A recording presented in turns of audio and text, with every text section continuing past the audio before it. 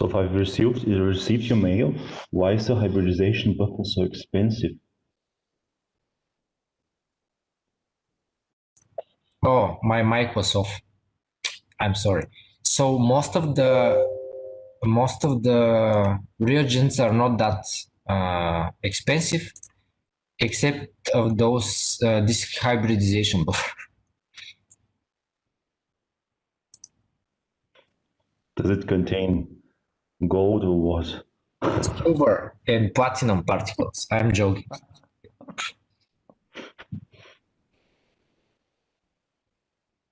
Yeah.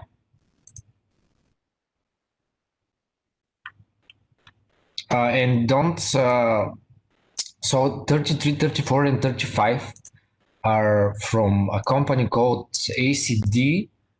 This is so-called single molecule RNA in situ hybridization. So you can see that it is also very expensive, but we are not talking about this in this course. We will talk in next year, probably.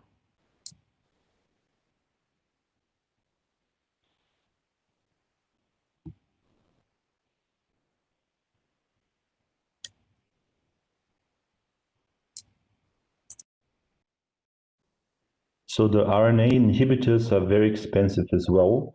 But what is the amount? I mean, for how long can you use it? I really don't know. I should see.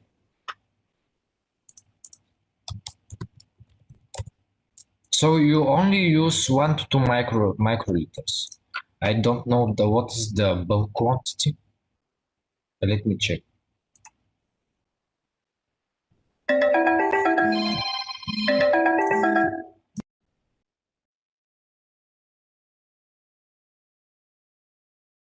So Part just call me. He's going to be late with 10 to 15 minutes. So please, we're going to wait. I'm sorry, but yeah. German buses are not that accurate.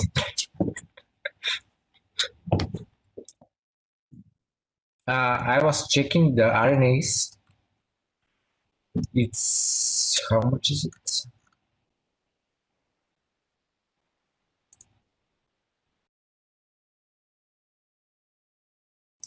So the people, hello, to the people that are joining now, we will be late with 15 minutes.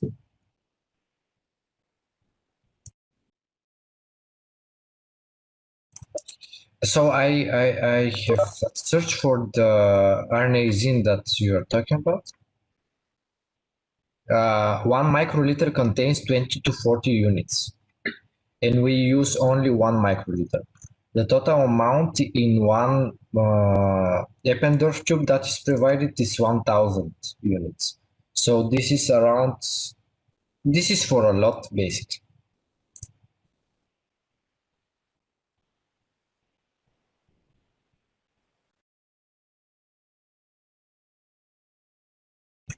I need to calculate.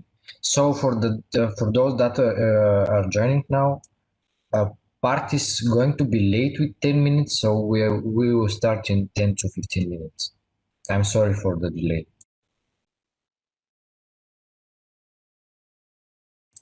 Dr. Hachmarian, I'm sending you now an email with the books because I'm not coming to the hospital today.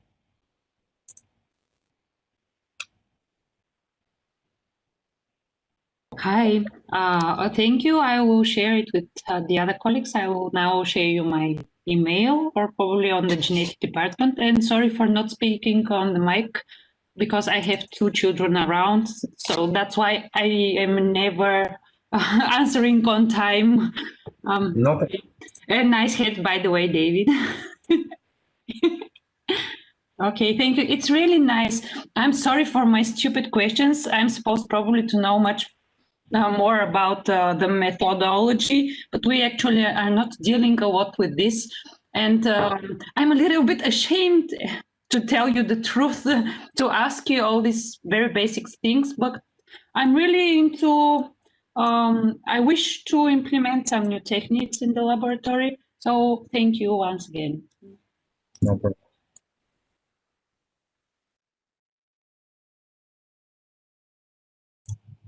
So I was in Germany 2 times. I was taught by Bart and Murat about the ISH techniques. Now I'm doing ISH on monkey brains in the hippocampal region and in the subventricular zone region. So we have done RNA sequencing and we have discovered some genes that are very interesting. And we are searching for some neuronal stem cell genes that will be relevant to our studies. We have found one very cool receptor, apelin receptor, that is expressed in the human brain also. I can show you pictures. We have some very nice photos. Yeah, just studying neuronal stem cells.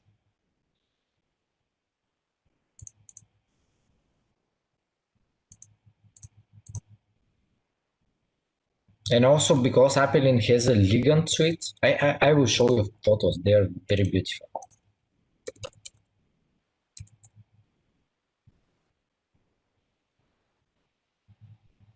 So I hope that you can see. This is the lateral ventricle of the human brain. And this is the ependymal layer. And beneath it, there is a gap region without cells or with little cells, or yeah, numbers of cells. And you can see here this beautiful cell express the ligand for apelin receptor.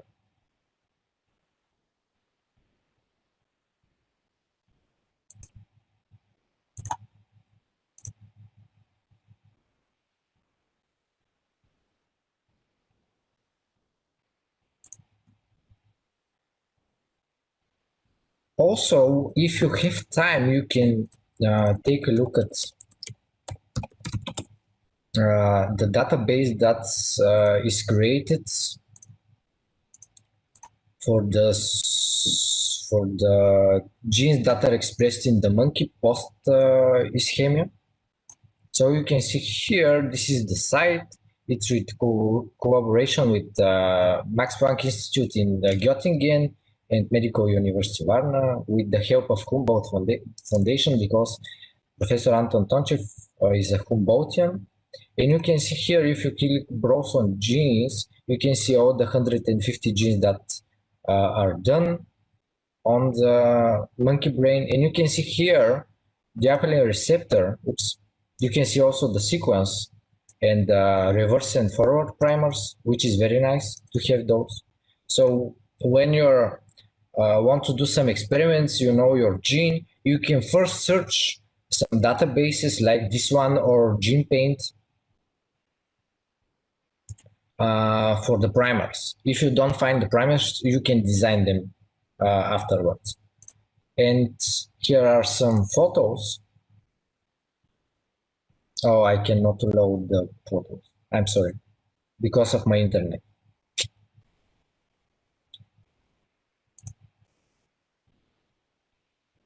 But you can compare the control and the ischemia, which is very nice if you click this button here.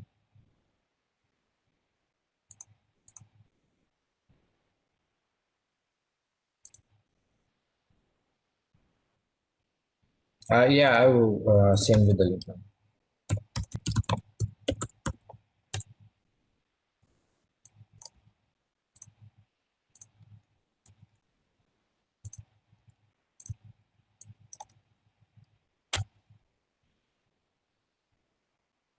Oops. Should be clear.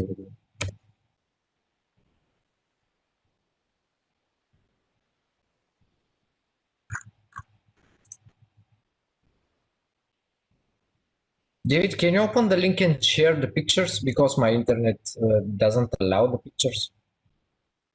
I'll try my best.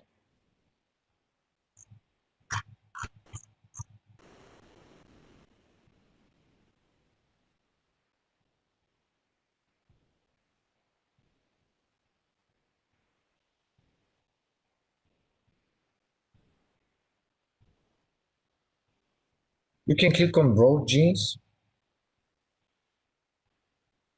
Upper right corner. You can click on whatever gene you like.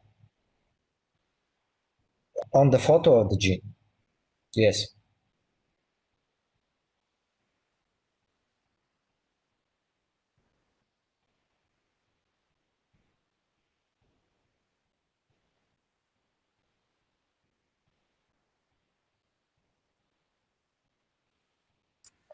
Martin, is the picture that you have shown us made by the microscope in your department or in Germany? Yes.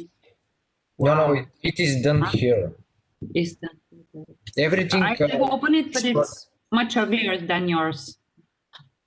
Again, please. No, I have opened the pictures. I can share with you, but it's not such an amazing one like yours.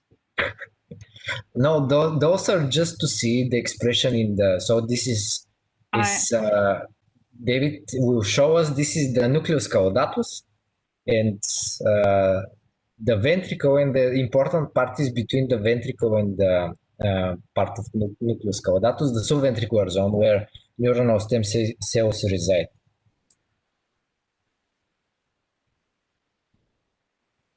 Is that what we should see? Yeah. How do you analyze it? What is the expression? I can't. If you zoom in. No, wait, I will show you.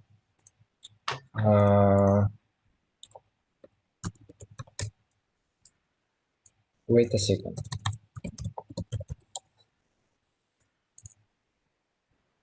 On Gene Paints, I will share also the link.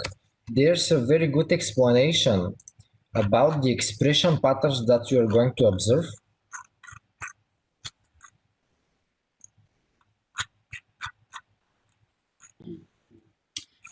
But still, it's genetics is much more going to not to DNA sequencing, but to RNA. Physiological. Yes, I just missed the word now. But anyway, I don't have a nice idea how can we use it for diagnostic purposes, except for science at this moment. And I'm always thinking if we can implement something more in the practice. And I will appreciate, because you are more into this topic, if you have any papers or anything else where this knowledge is applicable to clinical diagnosis of genetic disorders or something like this. And by the way, I'm really not very aware of CRISPR techniques, and I'm not sure how difficult it is, but they say it's pretty easy. And I think that this paper that we have found is very interesting, because they say this technique can be done for 15 minutes, and it gives much information about expression.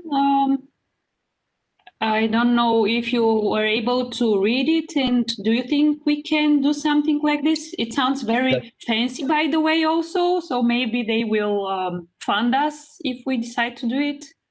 The best person to ask is Dr. Eugo. We will have a meeting with him today, late in the afternoon, because he now works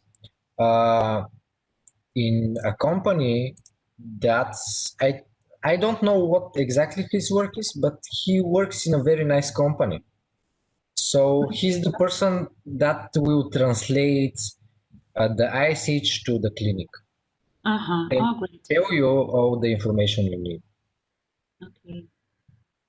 I have mailed the question you have yesterday with the article, so I hope that he will read it and answer your questions.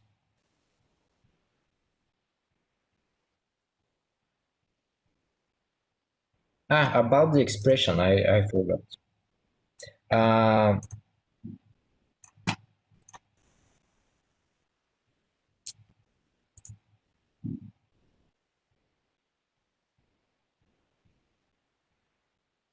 So you can see here 3 types of expression.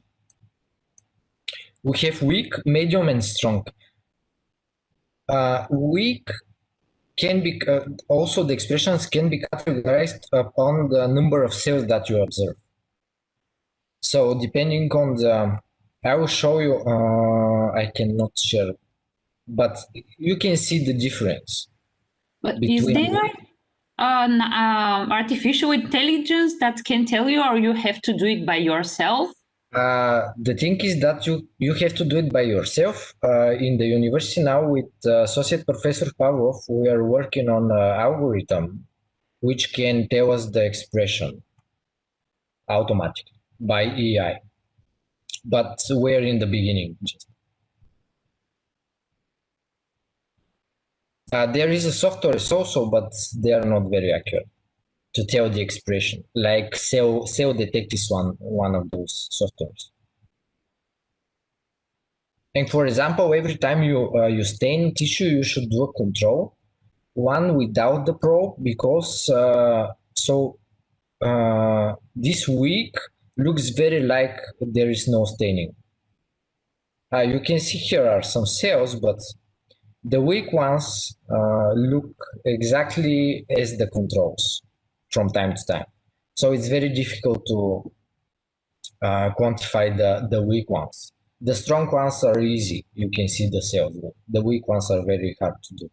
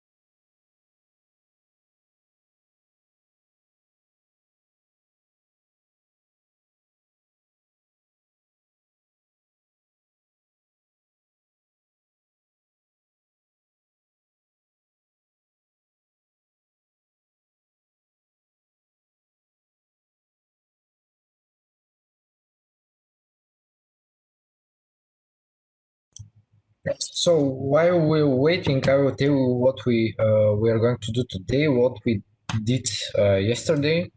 So he will be here soon.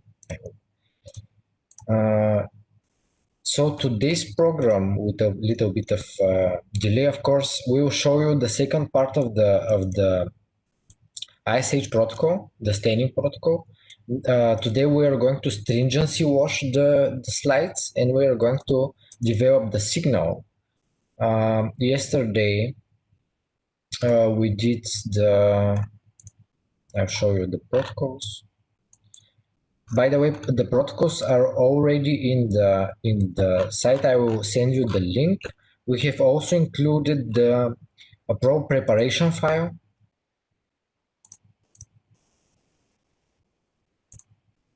So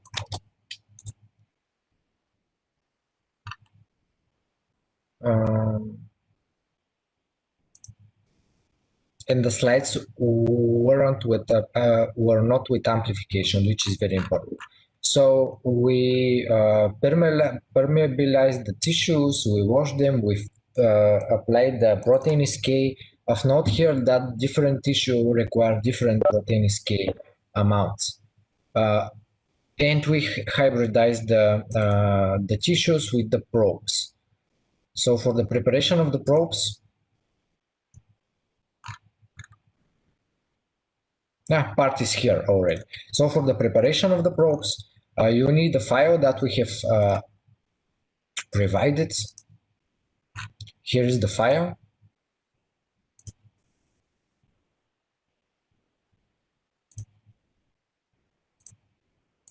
Come on. I don't know my credentials in medical universe. There you go. So for working concentration of 500, we are going to use high mix that is 0.25 milliliters, very important, milliliters, not microliters, 2.5 microliters of tRNA and 1.25 microliters of probe for the working concentration of 500. Hello, Part.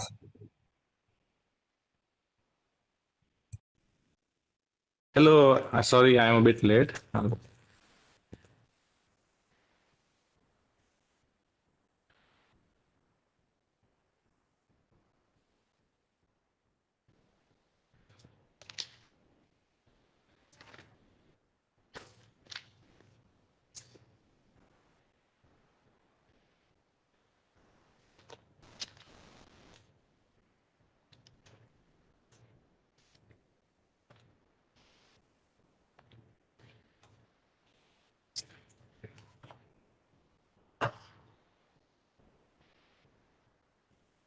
Okay. Okay. So now, so you can hear me, right?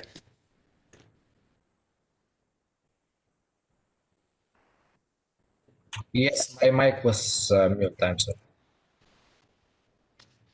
Okay. So once the hybridization is complete, so we will take out the slides from the oven.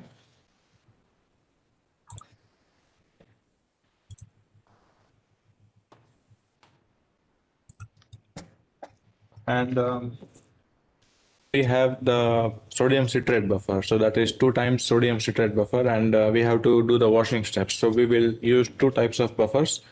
The first one is two times sodium citrate buffer, and the second one is 0.2 times sodium citrate buffer.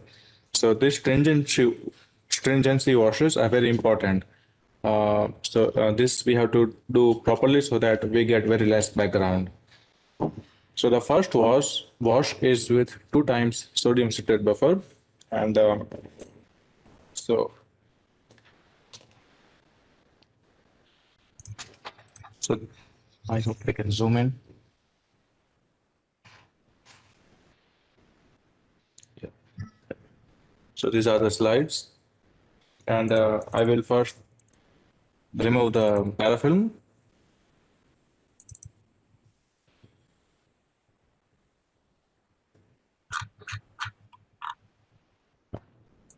So we will again use these small containers.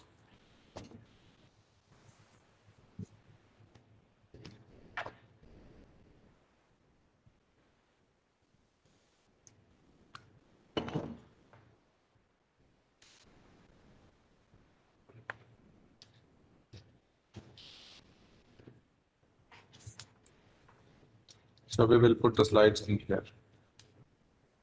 Okay. So this wash has to be done at 60 degrees. So the first time we do it at so we do this wash at a higher temperature, and then the next wash will be at room temperature.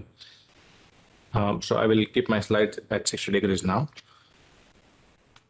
So the purpose of this wash is to wash the unbound RNAs molecules.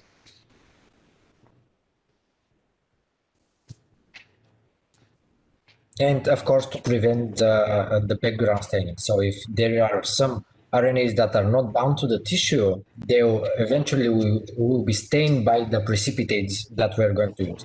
So it is important to remove those unbound RNAs from there.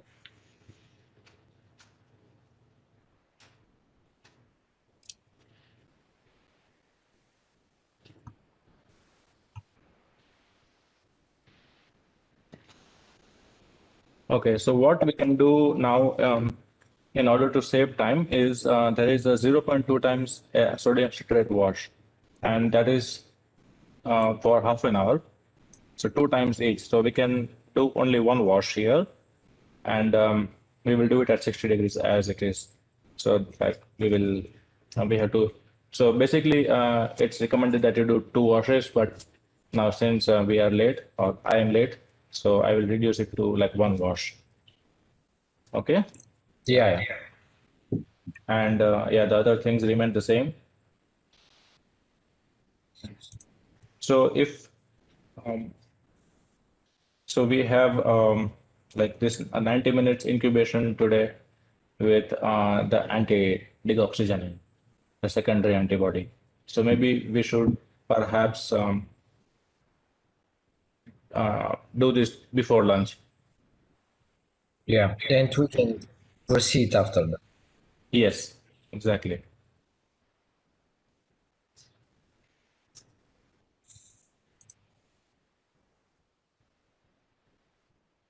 I think every blocking buffer can be used. No. Hold on. So he's asking, can we use donkey instead of sheep? Uh, kind of, no, not because the anti-dig which we have that is prepared in sheep. So Ah, we cannot. So you have to be careful. So if your anti-dig is prepared in donkey, then you can use donkey serum, of course. But what I have from Sigma that is prepared in sheep. I So didn't know.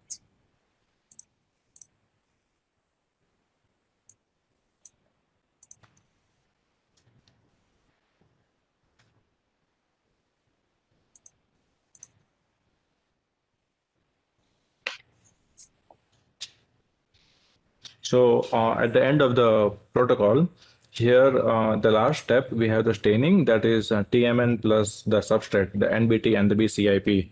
So this usually I know that it will take more than an hour.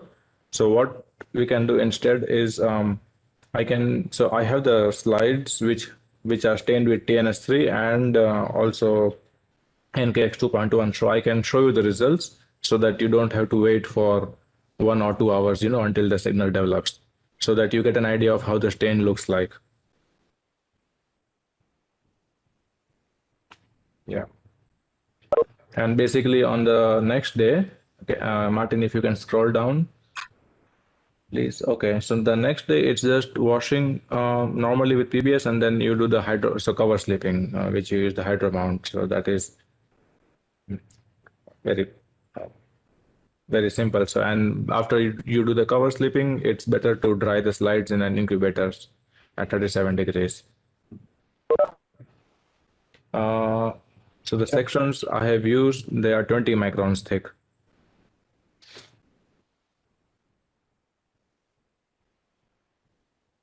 Yes, the Yes. cryo sections.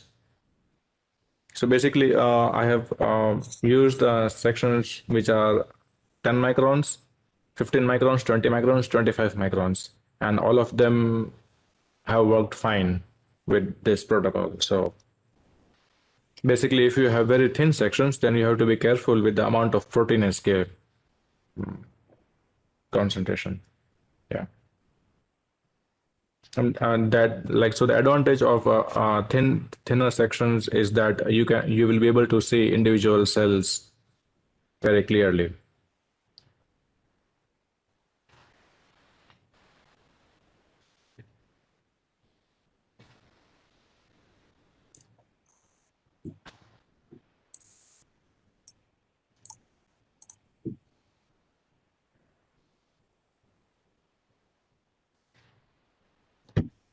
And also, when we are in the PBST steps, so there is a twin 20 solution. So you have to be careful that you only use twin 20 and not Triton, because Triton is generally much more harsh than twin. So we have to use a mild detergent here, not a very harsh one.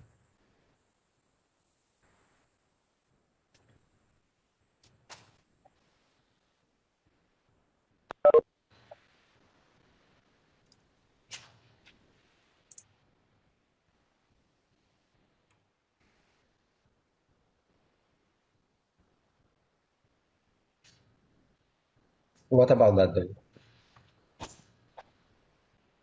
What? 0.2x? Is it About is this the concentration? yes. Yes. So what I generally do is that I prepare a 20x stock solution of sodium citrate. So you can prepare a stock solution of 5x, 10x, or 20x, and then you can dilute. So what is the purpose of dilution then? So you started with 2x and then you go. Yeah, yeah.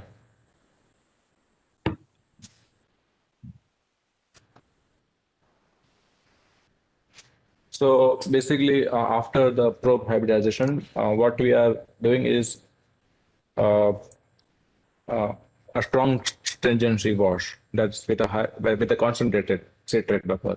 Then in the next step, we do a lower stringency wash. So we have to use two different concentrations. It's just to remove the unwanted probe, as Martin mentioned.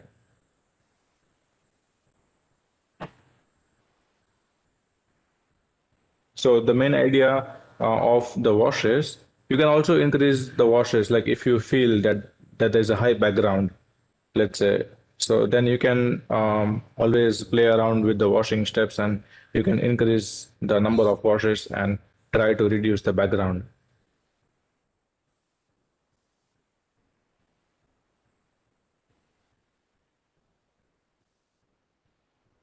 Do you neutralize the pH afterwards?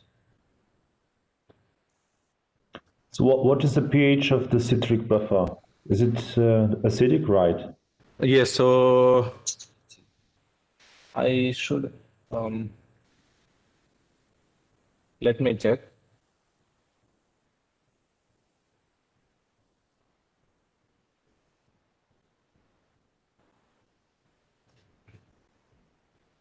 I don't think at this stage the pH is that important. No. It is important actually. Maybe yeah, we should write the pH of all the solutions. So yeah, so citrate is acidic, and then we normalize the pH around 7.5. So the stringency is actually meant to, by using this acidic pH, to detach the RNA probes that are, let's say, unspecifically bound to the tissue, right? Yes, right. And then you go to the pH of the PBS. In this case, you have added tween, 20, right? And then you continue at neutral pH. Yeah.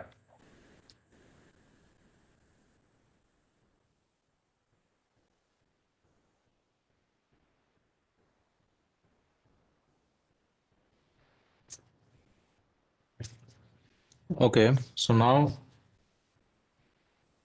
I took out the slides from 60 degrees, and we proceed towards the next wash. That is again with 2 times sodium citrate buffer, but only for 5 minutes and at room temperature.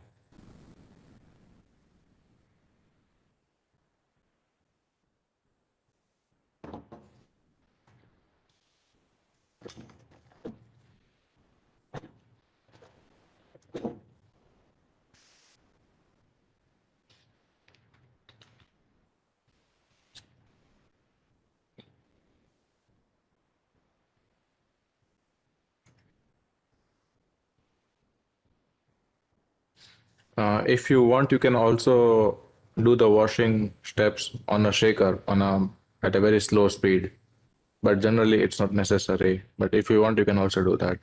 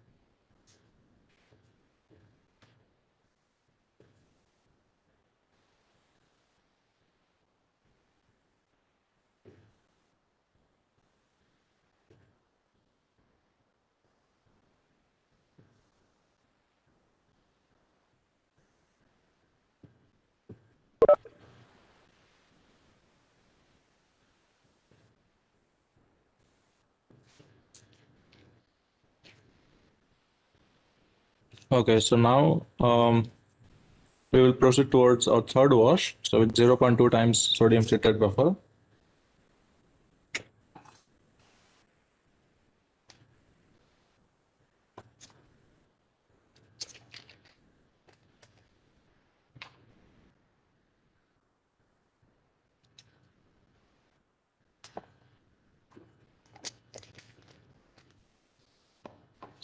So as I mentioned, we will do this one time for half an hour at 60 degrees.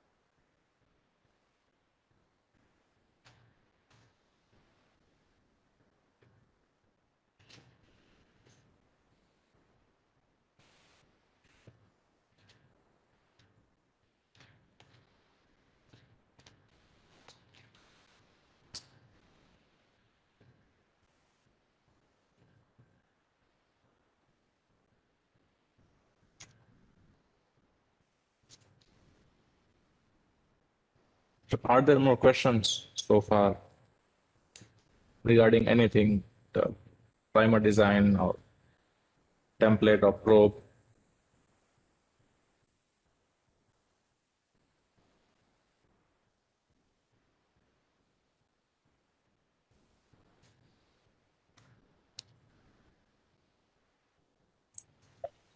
There is a question from David.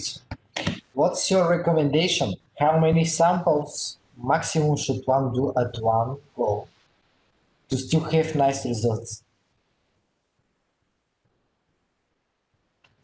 Yes, so I would recommend not to handle more than like 20 slides at once. Like if you have this, so if you have these big containers, these ones, so here you can easily fit 20 slides. And you can handle 20 slides at once so that it's easy to wash and do, but not more than 20. And yes, you can do sequential staining. For example, you can, so there is a washing step with TMN. So the second last step, you can, let's say, store 10 slides in TMN and proceed with other 10 for staining. Once, so you can store the slides in TMN for some time, but not like for a couple of hours. No, for, let's say, for 1 hour, it should be fine. It will not harm.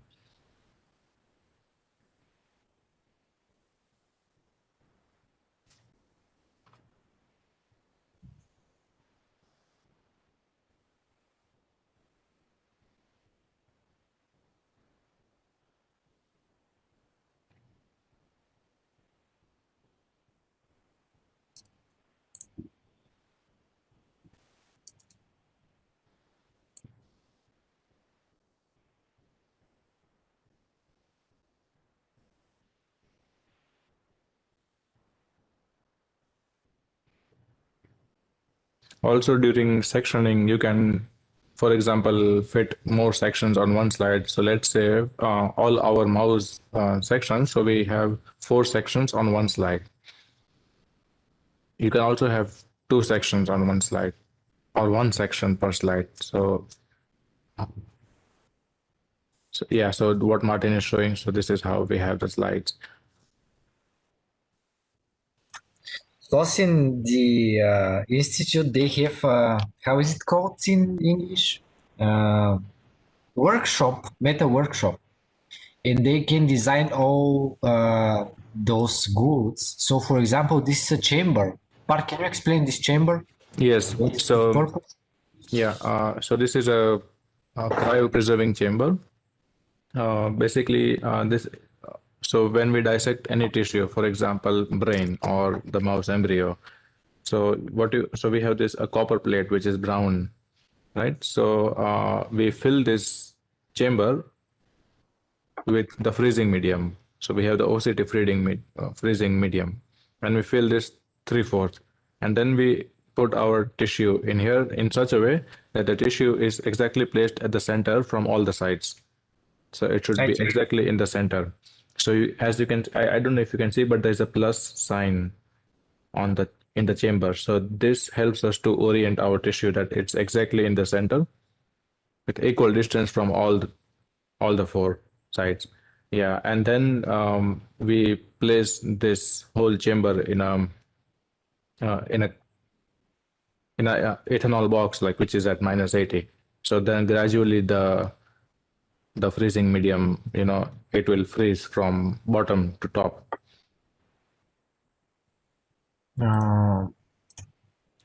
For very soft tissues, for example, kidney or liver, it's not recommended to use this freezing chamber. Then you can do paraffin sections.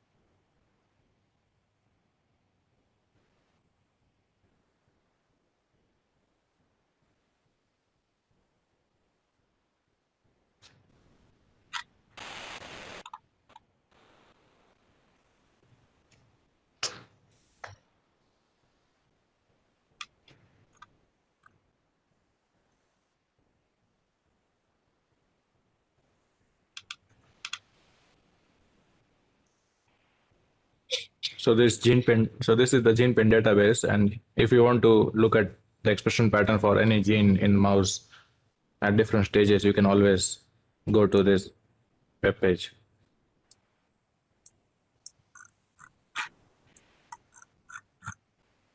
Yeah, so what Martin is showing, so this is a very good expression with very less background.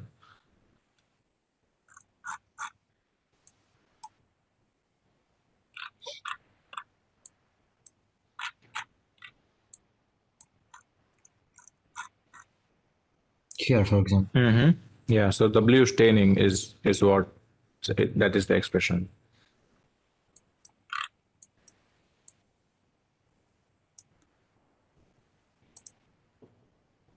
Um,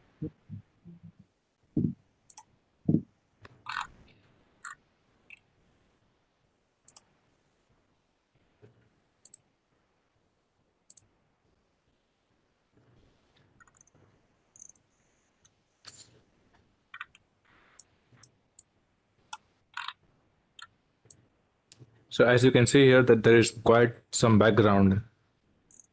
So it might be difficult to differentiate the actual stain from the background.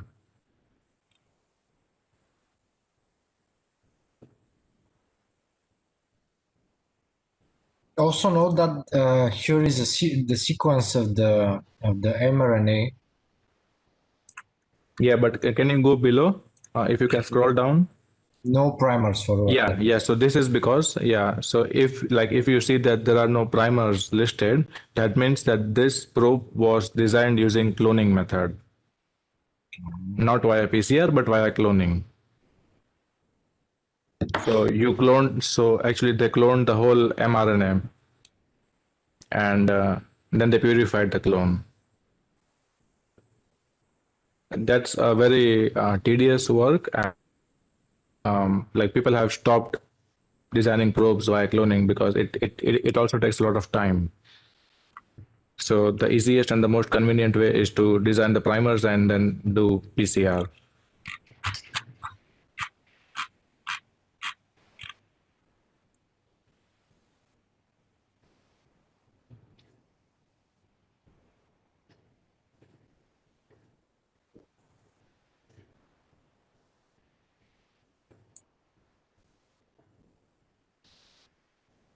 Martin, maybe you can also show the Allen brain atlas.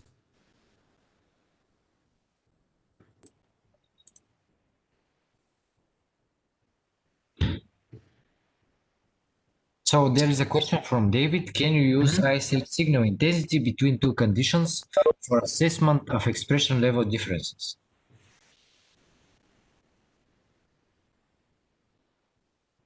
So between control and ischemia, for example.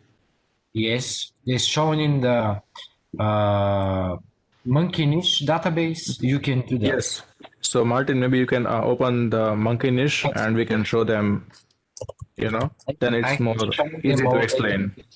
Yeah, so maybe you can explain some, like you can take one gene, which has a... But I cannot open the slides with my internet. It is blocked. Okay, then let me try. I can do that.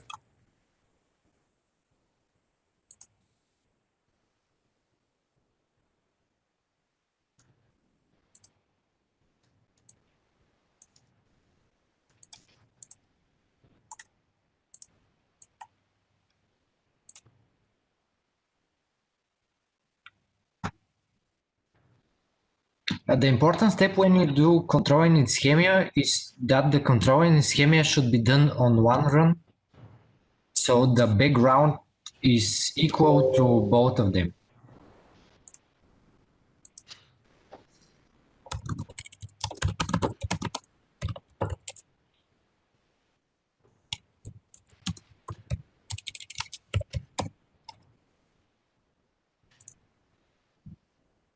Okay, so I will share my screen. Let's try.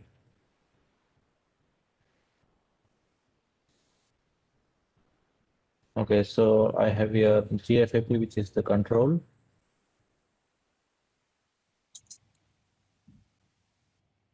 So here, so you can see, right? Correct. Yeah.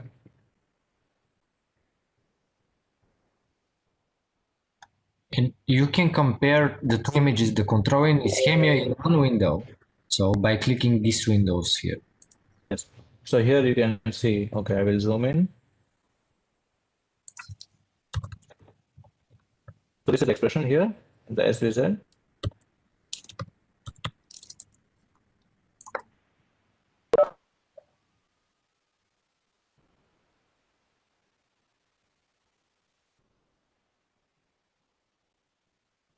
And you can see the clear difference between the ischemia and the controller. So this is one of the genes that is mostly expressed after the ischemia. So this is the control and this is the ischemia. So you can compare the expression levels and then you can say that it's high. What is the difference? Yes, so I understand this. So you do have here also signal in a different topographic region. For instance, not only in the subventricular zone, but also, what is it, striatum or? Yes, striatum. Okay, so my question was, for instance, if you do have only the ependymal zone, like this, and you do have this substrate that produces, let's say, this dark bluish, what is it, signal. Yeah. And then it reaches a certain grade of saturation. Yes. And you do have the same in the control, and you would like to compare this with your other condition. So would you then try to not develop that longer, or would you try to, what would be the strategy then? Okay, yeah. So basically, that is why when I do the ISH, let's say, for example, I check the slides every 10 minutes or every 5 minutes, I keep checking the slides under the microscope. And once I see that I got enough signal as compared to the background, and there is, like, it has still not reached the saturation point, I stop the reaction using PBS or milli-Q water. And at the same time, I have to stop the reaction also for the slide which we are comparing. So for both, for the control and let's say for example here ischemia, the staining time should be the same. So you have to monitor the slides every 5 to 10 minutes, and that way you can know like when you want to stop and not saturate the signal. Of course, like, and this ISH is qualitative and it's not quantitative. So you also have to keep in mind that of course you cannot like count the cells or the signal in like the signal and compare. Why? So we have self-detect and you can compare self-detect and other softwares that you can compare them. Yes, you can use cell detect, but so for example, I have never used cell detect, so I don't know how accurate is that.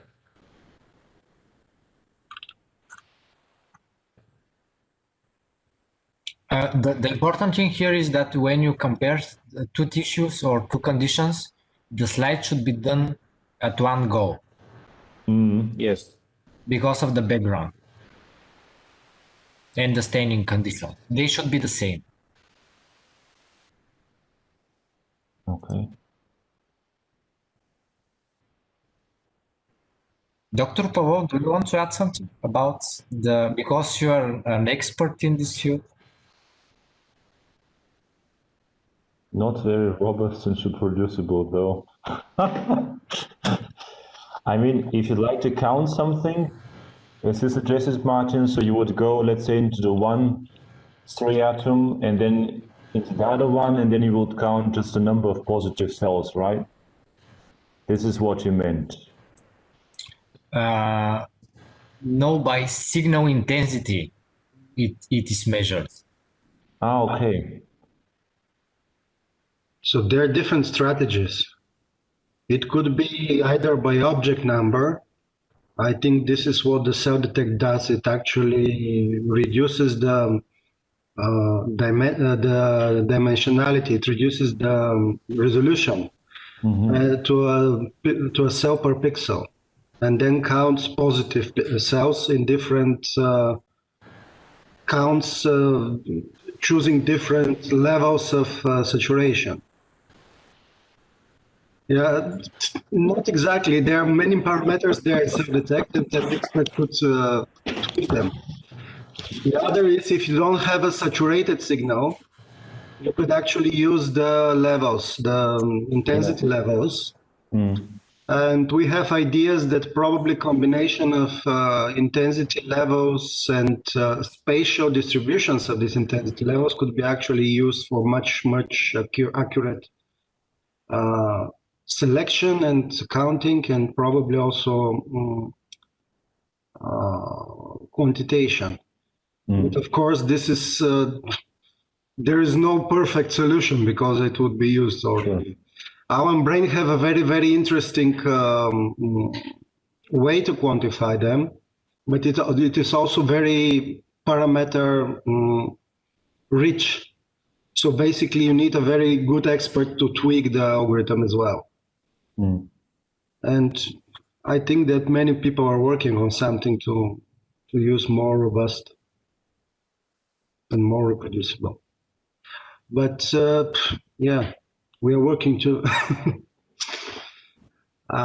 So the main problem is that if if some of the cells are already saturated, you basically cannot use them for quantitation there because you don't know above the signal how much is it, right? So we'll see. Okay. But in this case now, in this present example, it's very obvious that the ventricular zone, I mean the ependymal zone, is much more intensively stained here on the left side. Yeah.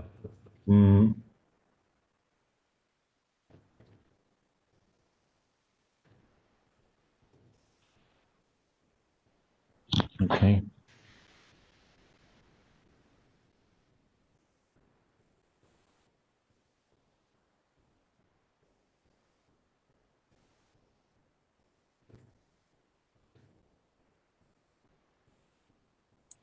So the best way I think is to do the fish one with multiple genes, and then you can quantify and count them.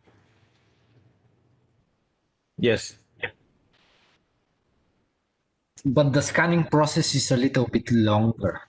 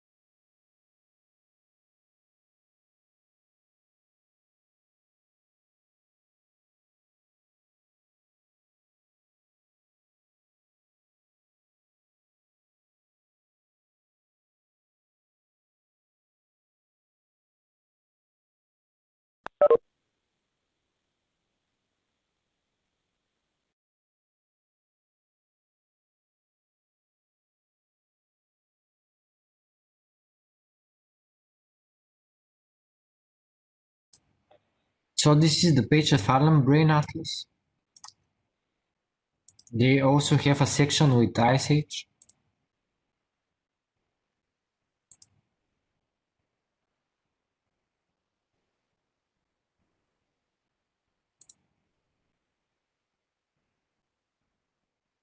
With the number So maybe if you could show there the data about the quantification. Yeah, I'm going to do that. So for example, I want energy, etc. So this is the atlas. So they have many atlases, but this is the Ice Age atlas, and you can see here Ice Age cellular. And you can type the gene, for example, GFAP, and male brain. Those are all on mouse, I think. No, macaco mulata. Monkey, rhesus monkey. And you can see the staining at different levels. And they're saying that they're using anti-seize probe, of course. 48 months old monkey brain. And here is the lateral ventricle, subventricular zone, of course. And as Pavel said, the expression, I don't know, I cannot explain this. Can you help me, please, Stan?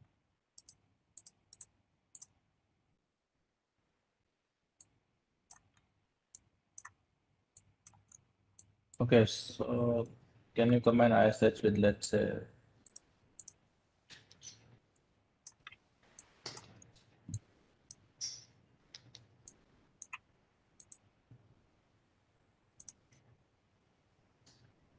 maybe I don't know how are they doing the expression levels here on the brain.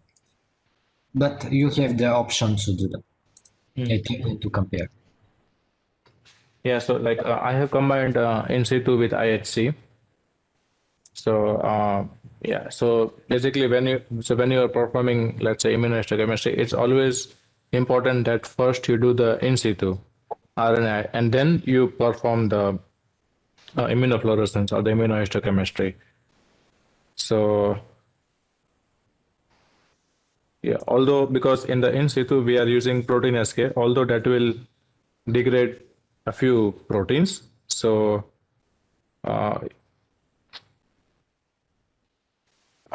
don't know like how this will work for the proteins which have a very low expression.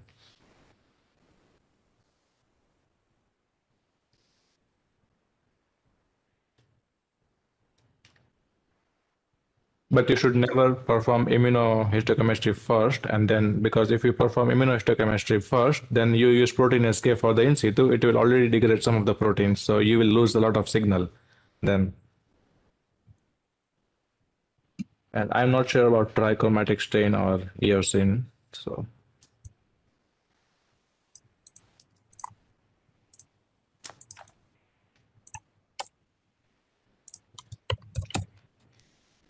And the expression was inverted, right, Martin? So the signal was just inverted at Allen brain. Wait. I really don't know. I cannot comment on this. Okay, okay.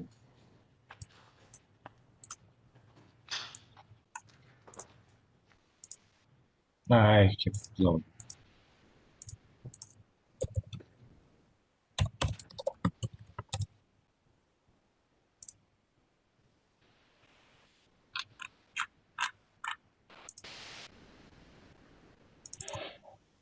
I will send you the link. Part, what was the protein that we have detected together with the in situ hybridization? The proteins. If you have fish, for example, fluorescent in situ hybridization, you can combine 2 more proteins with the ISH.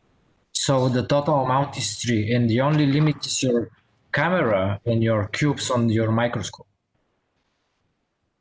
I meant because Path said that he has been trying to combine in situ hybridization with immunohistochemistry, and he's been trying, let's say, an antibody stain after the in situ hybridization.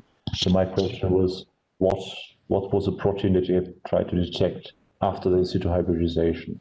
Was it a strong, abundant one? You can, every protein should work if there is. Yeah, so let's say for example, there.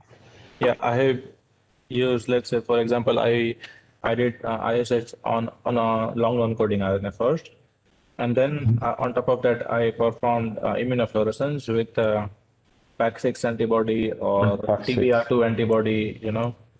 Okay, transcription factors. Okay. Yeah, so mostly the transcription factors, and they all worked very nice because these transcription factors, they have a very high expression anyways. So even if some proteins are lost by protein escape treatment, I mean, that was not so, like it did not matter so much.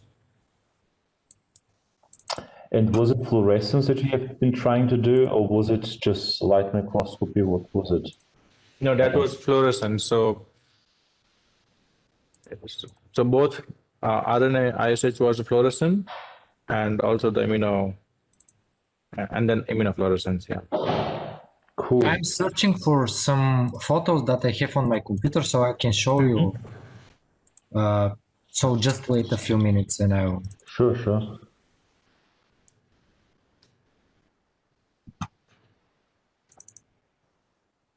Okay, so now so I removed the slides from 60 degrees incubator, and we will again do 0.2 times sodium citrate wash for 2 minutes at room temperature.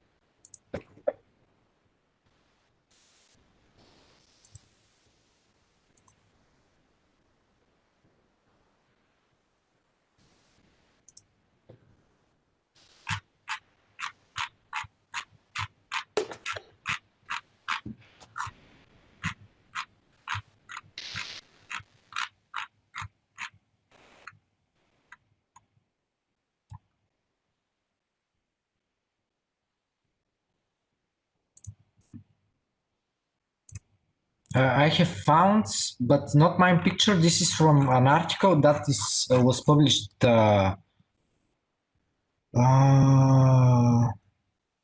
Yeah, December. So transcriptome response and so yeah. But I remember that they have nice photos here, and you can see here triple staining here. GFAP, apelin, and DAPI. DAPI, so double staining, not triple staining. And you can see the signal. This is with fish fluorescent in situ hybridization.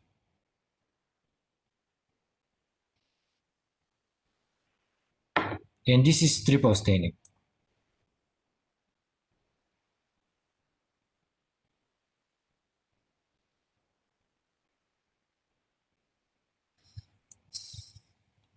Here also double stain.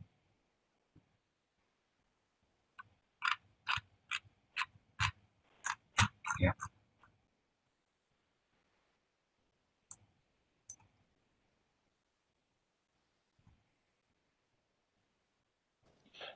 Yes, I've forgotten this already.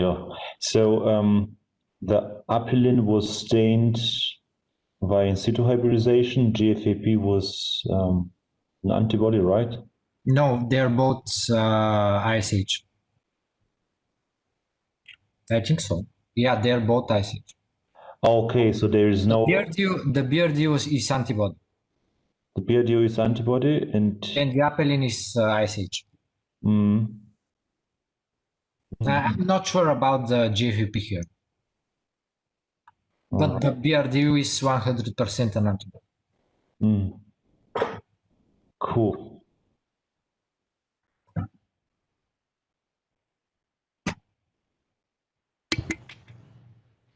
Okay, so now we are done with the citrate washes. We proceed towards the Pbsd wash. So I have prepared Pbsd, and this is 0.1% 2 in 20 in PBS.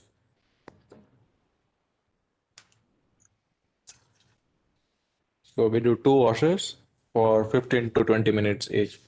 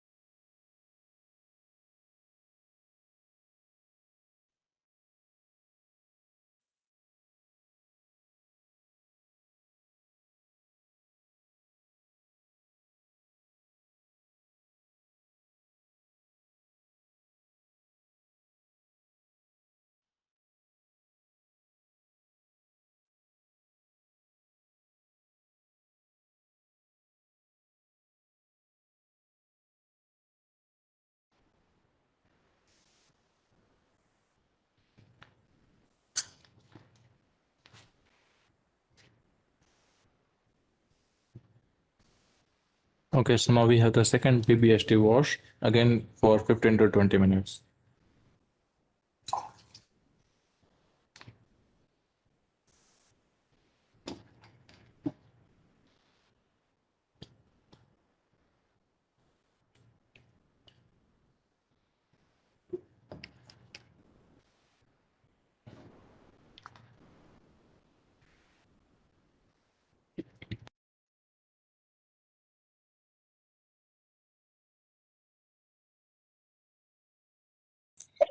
There is a question from David. Yes, You have tried? I'm reading it. Yeah, have you tried to analyze that? Okay. No, I have never performed ELISA with ISH RNA probes. Like, if you want to do a quantification, then it's better to perform, like, for example, single molecule RNA fish.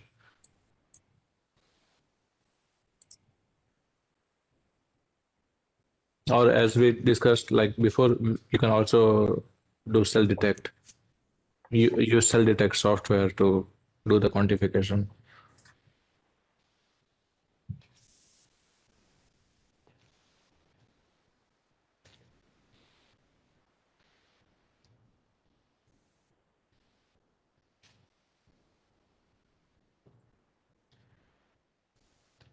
Okay, so once the Pbsd wash is completed, we have to lock the slides in the locking reagent. So we are using 10% inactivated sheep serum in Pbsd.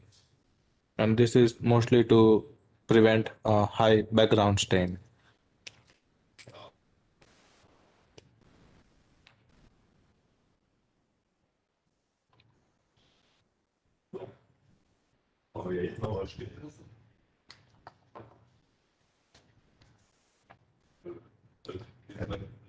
We will do this for half an hour.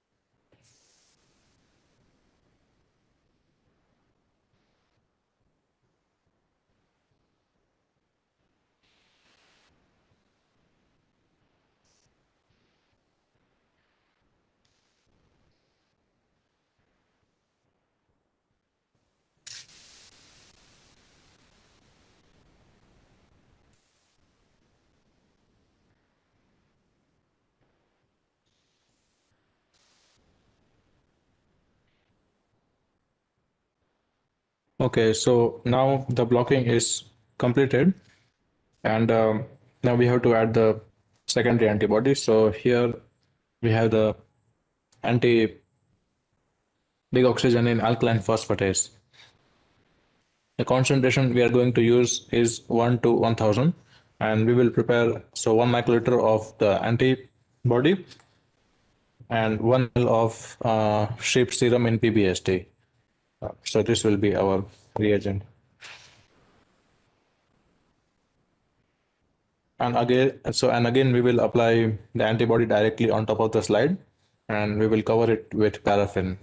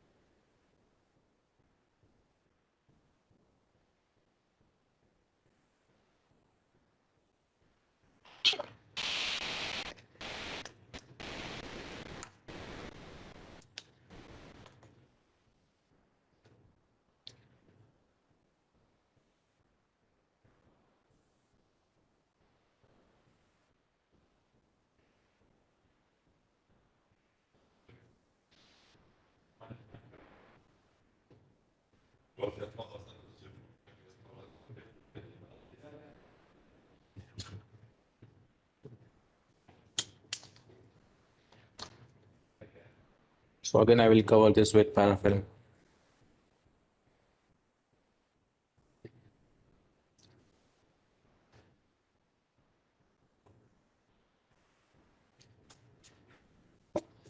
We will incubate this for 90 minutes at room temperature.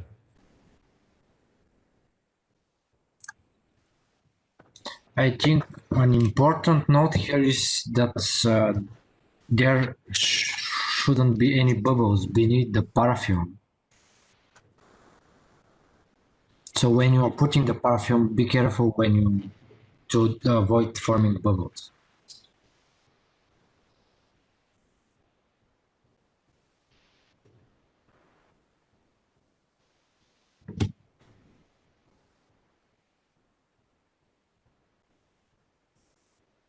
So now let's say we meet again at 1 o'clock. So it will be 2 o'clock our time. yes. Okay. Okay. Any questions so far?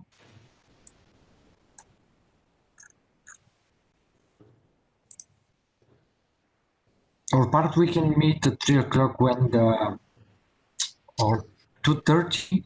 So at 3 o'clock there is the meeting with Christina Thaler, Dr. Thaler. Okay. So when do you want to meet? At 2:30? Yeah, I think 2:30 is a good time for meeting. So Okay, so we let's can do. do it for 30 minutes, the rest of the protocol, and then we Yes. can continue with the take-on. Okay, yeah. So then 2:30 your time, we will meet. Okay. Okay.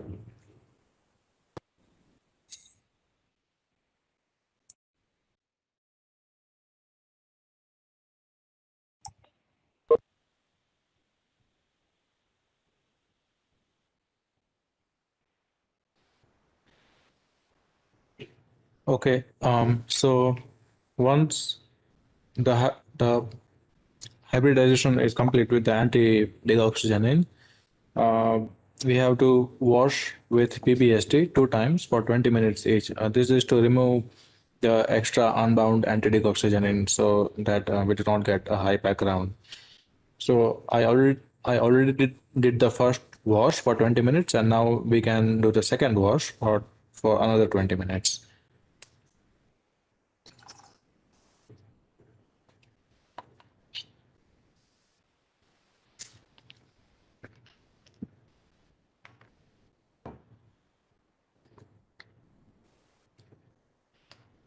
And make sure that you use a very mild detergent for this wash. We do not want to use a harsh detergent to wash excess anti. So I use PBST again, PBS with 0.1% to in 20.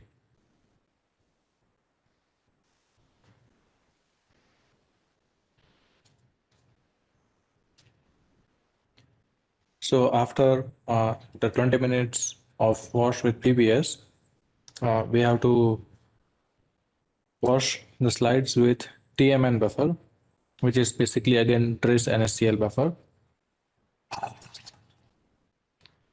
And before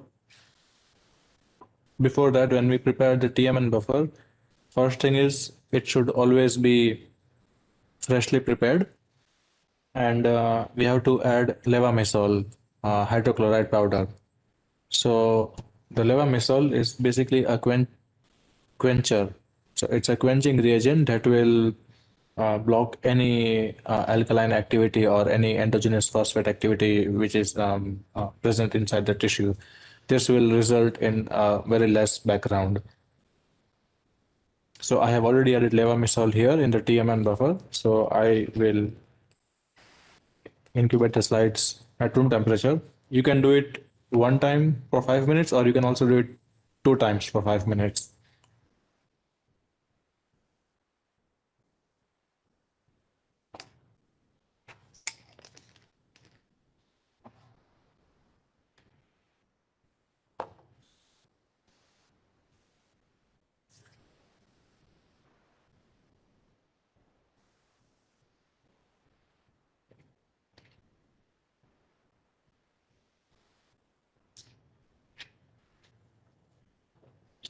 So meanwhile, while the slides are in the TMN buffer, we will prepare our staining substrate. For that, we will need NBT. So as you can see, this is the NBT, and we need BCIP. So this we have to add 1 microliter of NBT and 3.5 microliter of BCIP per ml of TMN buffer. So I will prepare this reagent now.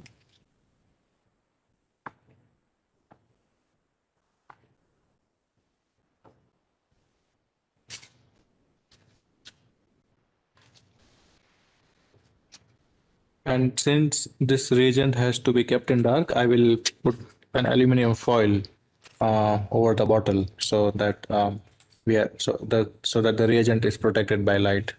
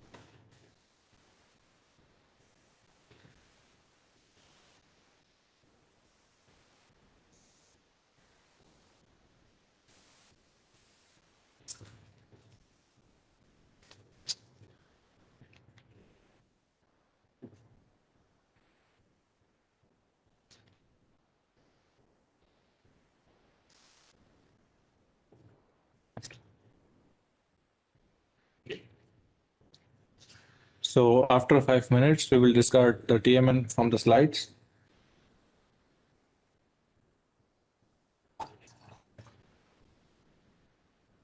And now we will add the TMN with the substrates NBT and BCIP.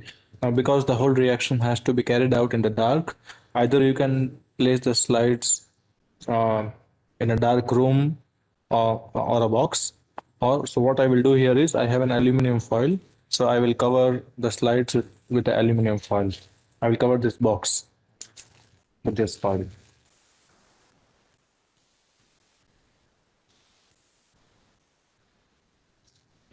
So like this. So now the reaction can be in the dark, okay?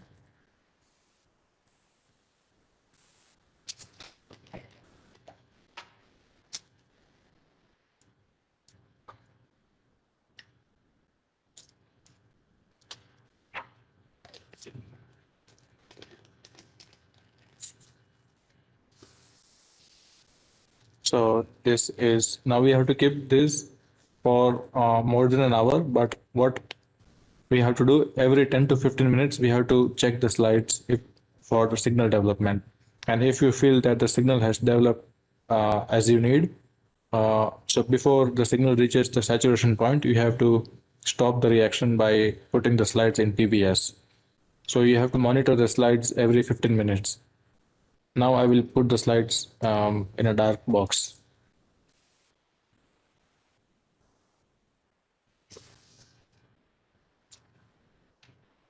Okay, so now we have almost completed the manual in situ hybridization. So what I will do now is now we will give you a demonstration of our Tikan robotic ISS platform, and we will show you how do we perform in situ hybridization on a very large scale. So yeah, so we will do the demonstration in 5 minutes.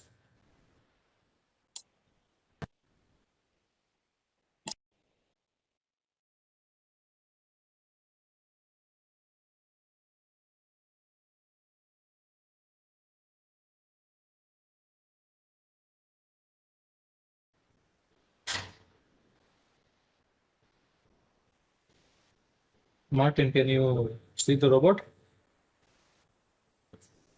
Yes, very clearly. Maybe a little bit up.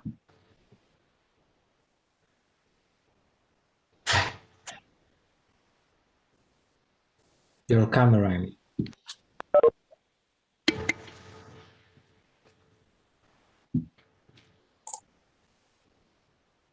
Martin, Yes. can you see the robot? Yeah. So now we are going to give you a demonstration of the ISH Tikan robot. So Mrs. Thaler, she's here and she will give you a demonstration of how the robot works. She's an expert and she has been working on this technology since quite many years now. So this is Mrs. Thaler, and now maybe you can start. So basically, the advantage of doing the ISEC robotically is mainly that it allows you to do many samples at once. So you can also think. So you can also think about doing a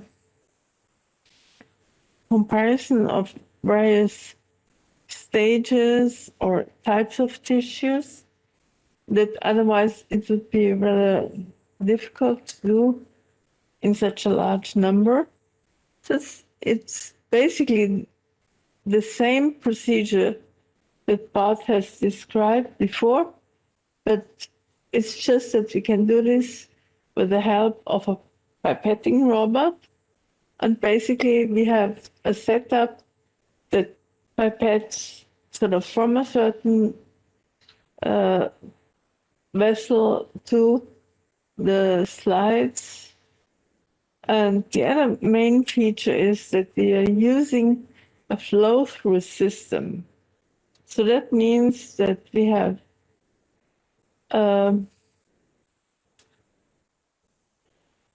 that the samples are basically in a flow-through chamber that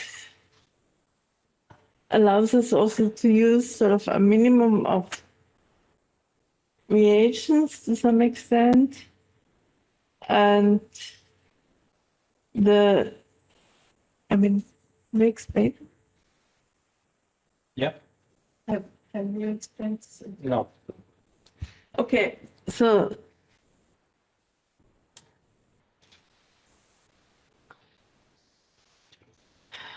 the principle of the flow-through chamber is that the robot just pipettes a certain amount of liquid from a certain vessel to this flow-through chamber, and then the liquid flows in at the top into a reservoir, but by the time the reservoir is empty, liquid stays in there. So this allows us to do longer time incubations for the tissues to staying in place and being incubated for certain amounts of time as required for the protocol. But I mean, the basic system is just a flow frequency. And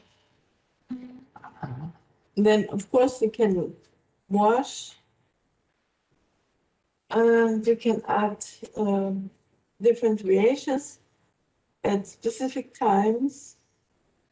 I mean, usually robots are more precise than humans are, but not only that, we also have sort of a temperature control in the sense that we have very powerful water bath that control the temperature of the hybridization chambers at any given time, sort of whether it be room temperature or usually we have it as at 60 to 62 degrees overnight, okay?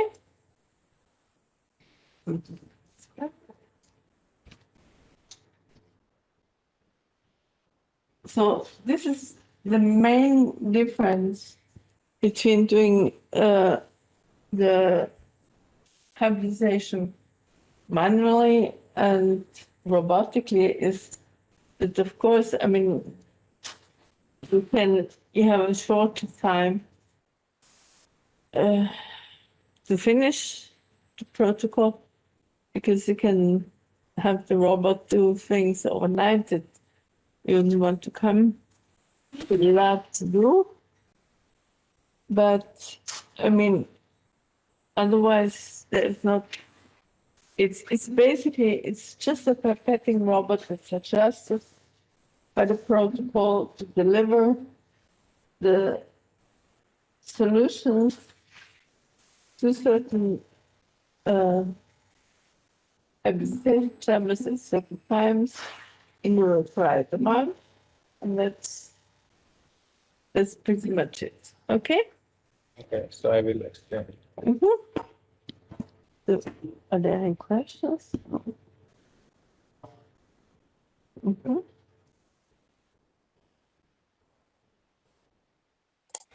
Mark, can you show the chambers more up close, please? This one? The chambers, the glass chambers. Okay. Okay, so those are the chambers to hybridize. Okay. So, so these are the chambers. Okay, so this is Yeah, but maybe glass. maybe it's better if. Yeah. Okay, so let me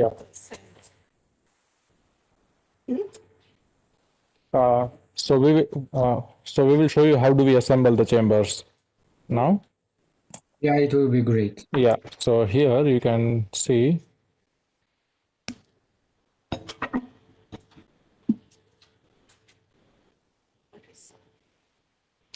Just on the question of it. Yeah. So this is the metallic plate which we put first on this rack. No. There. Yeah. It's perfect. Yeah. And then on top of that, we put our glass slide with the tissue sections. Yeah. And then we have to space. So we have to place a 1 millimeter of spacer.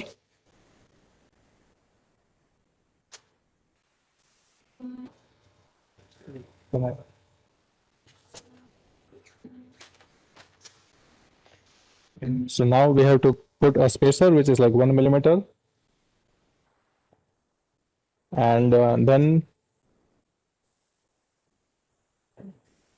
we cover the slide with a glass chamber. So it's a relatively thick chamber. Maybe Krishna, can you show that chamber once? Yeah. So now we create. Yes. And we have to clamp the whole setup.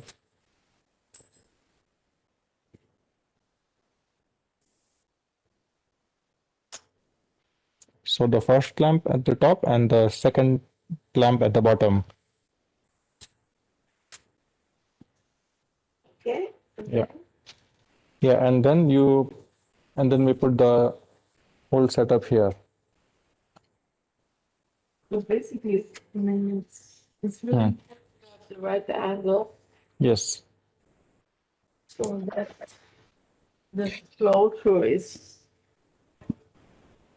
Okay, and what is the maximum capacity that the robot can do at once? So the robot can handle 96 slides at once. So there are two racks. So the first rack can handle 48 slides and the other one also 48 slides. So in total 96 slides. So now you see that the robot, so the pipettes are pipetting the solutions. How often should you visually inspect if the robot is sucking liquid? So there's a question that how often do we check that the pipettes are taking the solutions in the correct amount?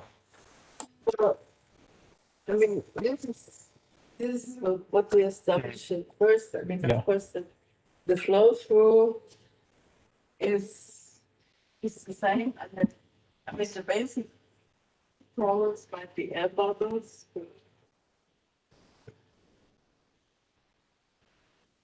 Okay, so let's say, so there are 8 pipettes here. So, okay, and if one of the pipettes or if a few pipettes do not pipette the solution correctly, then we will get notified on the computer. So we have the computer which is connected to the machine, and so there's a script which is running, and the script will show us that if some pipettes have not pipetted the solutions correctly.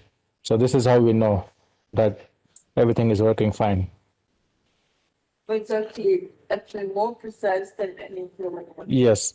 And basically, if there are solutions which are not placed properly, or if there are solutions which are empty in these chambers, then also the software will notify us that the solution is missing.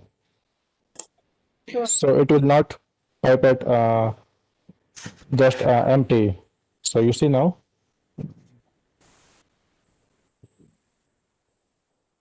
So it's pipetting one of the solutions, and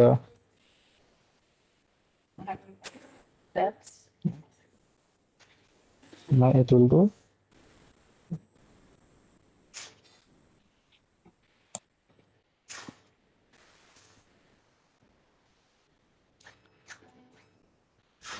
So there is also a system that the pipettes are washed after every solution. So they are washed with milky water. So now you see, now it's washing the pipettes automatically, so that there is no cross contamination between solutions. One more question. Yeah. If the robot introduce a bubble inside the spacer in the chamber, I mean. Yes. So there can be bubbles which we have to often check. So we have to check individual slides from time to time and see if there are any bubbles formed. And if there are some bubbles, we can just tap it out. Yeah, but usually we don't really have major problems with bubbles. I mean, what we use to avoid this is that we add tween to all the solutions so that the flow very evenly throughout the hybridization chambers. Yeah. Okay? Yeah, so the hybridization is also carried out in these ones, and these racks can be heated up to 60 or 65 degrees for the hybridization to be carried out. Does the robot pipette the ribopros by itself, or should the ribopros be introduced by the researcher? So I didn't quite understand. Yeah, so he's asking that, so does the robot pipette the probes by itself, or do we have to pipette the probes and anti-dig? We can, everything that needs to be pipetted, the robot can do. We just have to put the solutions in the appropriate chambers, and then everything else runs automatically. So this is why basically we can have the results within 24 hours. Yeah. So whenever there is some error, or we have to or a solution is missing, so as you can see that either the robot will beep or it will show a flashing light like that. So like that. So now it's asking for a solution to be pipetted because the robot recognized that there is a solution which is missing. So it's flashing. Yeah.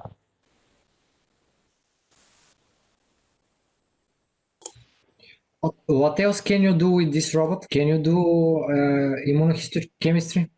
Yes, we can. Yeah, so we have to first write the script for the robot, and yeah, technically you can do immunohistochemistry, immunofluorescence, or maybe single molecule fish on the robot. Yeah, of course. Anything that has many pipetting steps. Yes. So basically, anything where there are many pipetting steps, you can do with the robot. What about some other, for example, cell cultures?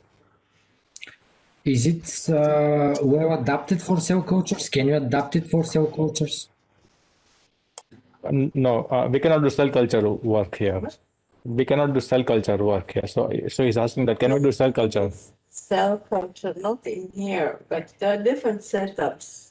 It would allow you. Because there are setups for this plates, basically tissue culture plates and so on. But I mean, this is in a different program and so on. Okay? Yeah. So not this one, but there are different versions.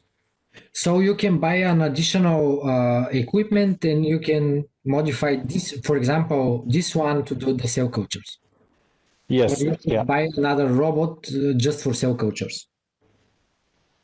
Yes.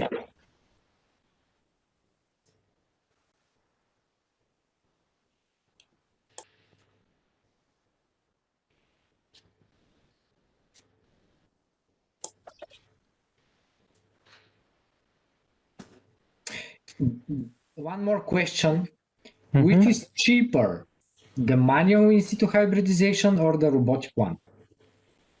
Well, I mean, I would say there's a certain limit to what you can do manually. And it's not just a question of what is cheaper. Of course, to some extent, it's much cheaper if the robot does it, because we can use very small amounts of relatively expensive reagents. But it's also a question of sort of how reliable and how, you know, no human is as reliable as a robot. Okay? The robot, you tell him, okay, he adds a certain amount of solution to a certain space at any time. And the advantage is, of course, that so we start usually in the afternoon of one day, and we have the results by noon the next day. I don't know if that answers your question. And also you can, I mean, you know, even on this small robot, you can do almost 200 slides a day. There's larger robots that can do 400.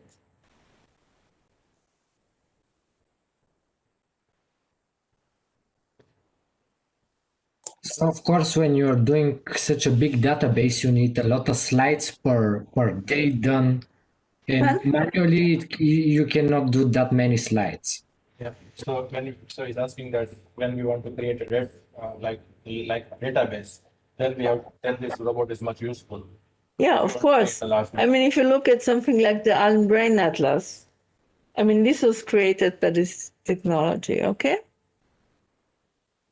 I don't know. Yes.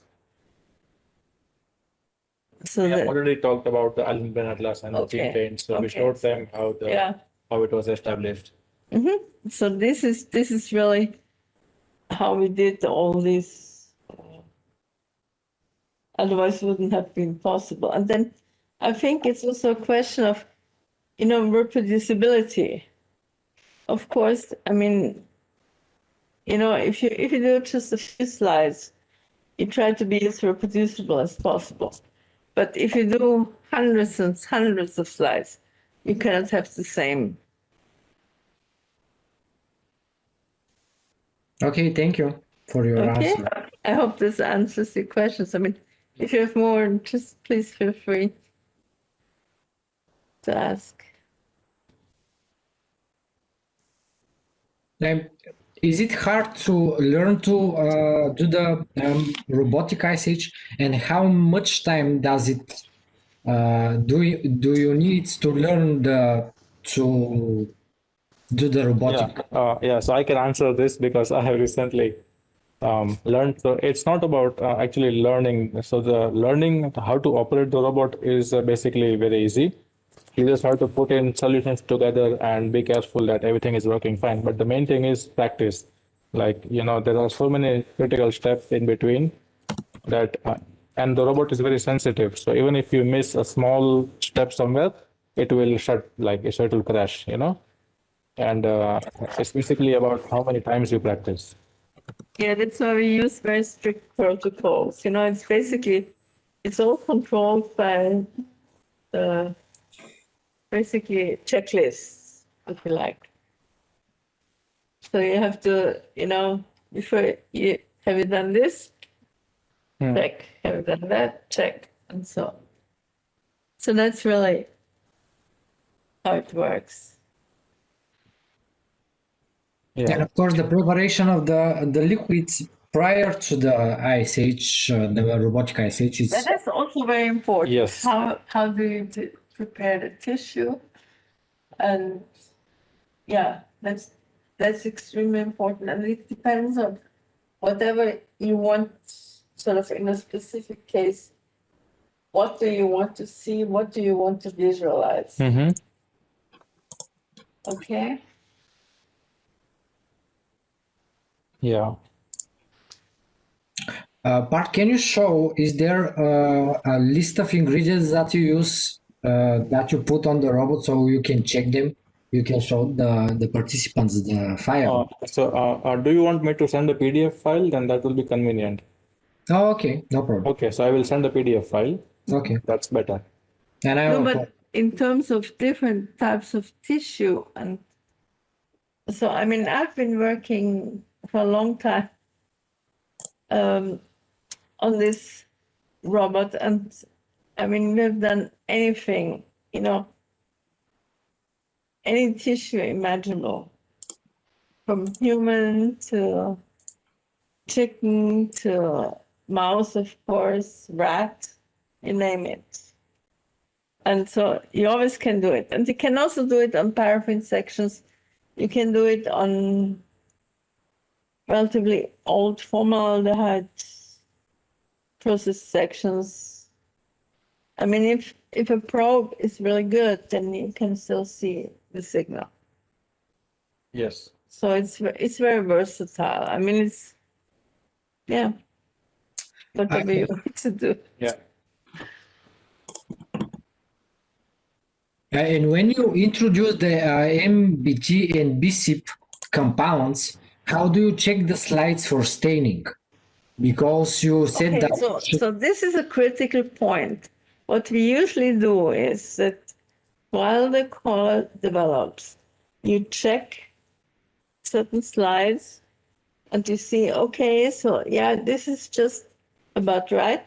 And then you can stop the reaction. So basically we have to check, like we have to take out every slide from here. And so if you turn around the slide, so you can look at the expression under the microscope. So there's a possibility you take out every slide and check it. While the colors develop. Yes. So you can say, okay, yeah, this is fine now, so I stop it. Yeah, and for example, yeah, so if the expression is not yet developed in this slide, you put the slide Yeah, back.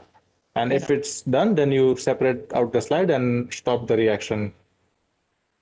Do you inspect the slide under the microscope or just visually? Yes, under the microscope. So we have a Sarah microscope right next to the robot, and then we just check. And, you know, to some extent, it's a question of experience when you can say, oh, yeah, this is fine. But when you have 96 slides in there, it is very difficult to see all of Yeah, them. but usually, sort of, not each of the 96 slides come from a different gene. Usually, if you have 96 slides, then it's like a certain number of slides that belong to the same gene. So you take at least one, and then you see. And of course, I mean, it's never like from the when you do this the very first time, you know. So at first, you also have the question is how good your probe is, which means that okay, if you have exactly the best probe that's possible for this gene. Sometimes also, you know, it takes a little bit of fiddling around to find out what this is. But, you know, once you get it to know, you know exactly. Okay?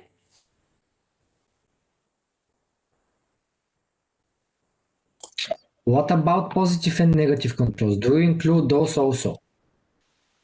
Yes. So what negative controls do we include?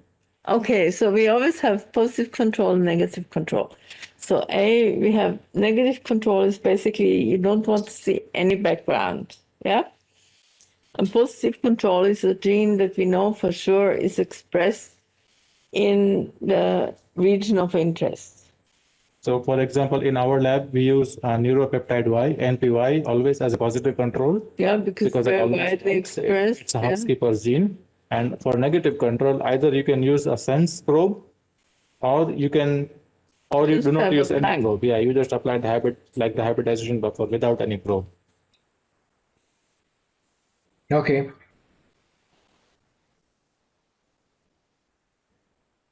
Thank you for your answers. It was very helpful. Okay, so if you have more questions, just contact us, okay? Yeah, Okay. thank you.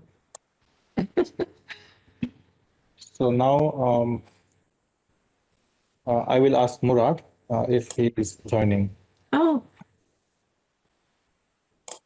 Okay.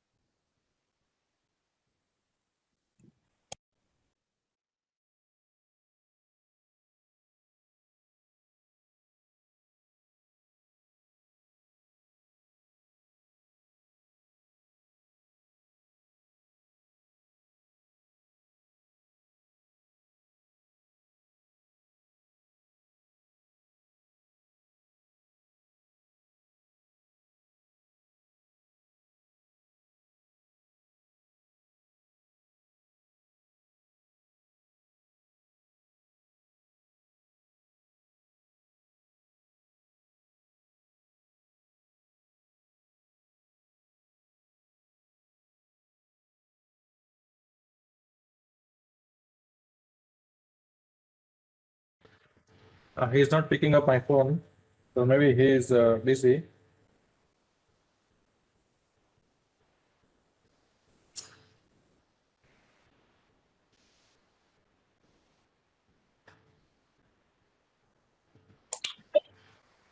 Okay. Meanwhile, you can show us one or two slides under the microscope. Okay, yeah, do you have some? Yeah, but I don't think it will be possible to see under the microscope. Oh, how to visualize. Yeah, Maybe can we, I can send the pictures. That will, because how should I put the camera on the microscope? Okay. Yeah. yeah, exactly. It's a question of the camera. And Yes. yeah. But I mean, have you looked at the brain, at the brain atlas and gene paint? Yeah. But yeah, okay. But I want to tell you one thing. So if you just look at the overall picture that you get usually, it's relatively small, and that doesn't give you all the detail. So if you have to really enlarge the images so that you see that yes, there's real cellular resolution. Okay. Mhm. So I mean, because I've seen many instances where people just look at it very superficially, and then they don't get to see where things really are expressed or not. Yeah. Thank you for the advice. So it's very important to really study that. Okay. And it also depends on what you want to see, what you want to know. Okay? Mhm. Yeah. But Thank if you. you have any more questions, just feel free to ask. Okay? Thank you. You're welcome.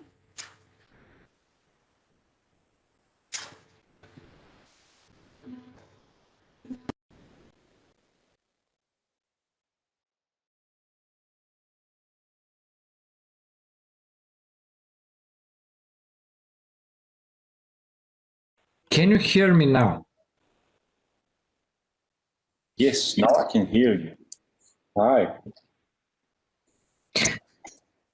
So we are waiting for Murat to join after 1 hour. By the way, what are you cutting? Brains. But not my brain. Still. Okay, I will. Maybe I will call you when we begin. All right.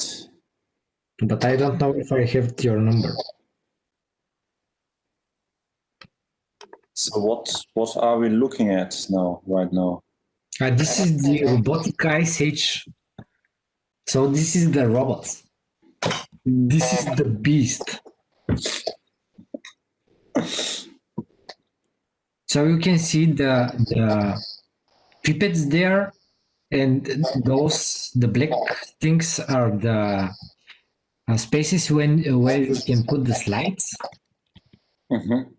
The total amount of the slides is 96. So you can do 96 slides for 2 days. So the protocol is approximately 2 days. Crazy. And the amount of the solution that you are going to use is a lot smaller than that we use in the manual ICH. Because the glasses I'll show you now, let me just find it.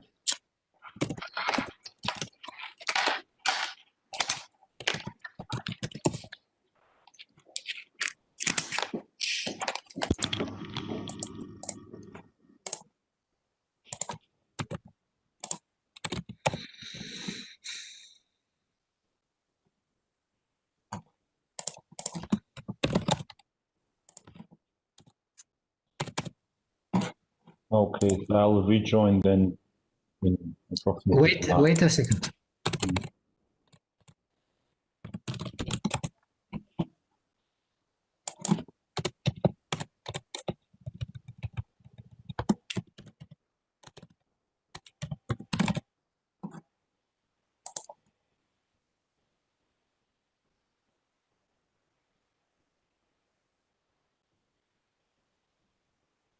just to show you the piece of glasses that they are using.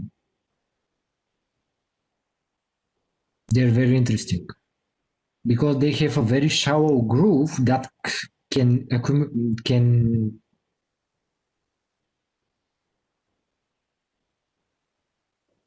10 to 15 milliliters of liquid or something like that. Mm-hmm. I cannot.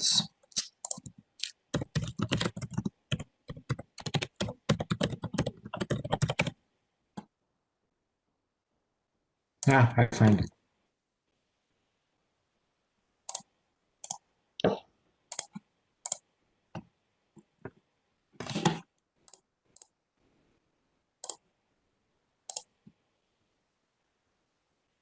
Can you see? So now I can see. Oh, So this is the robot, and this is the glass lights.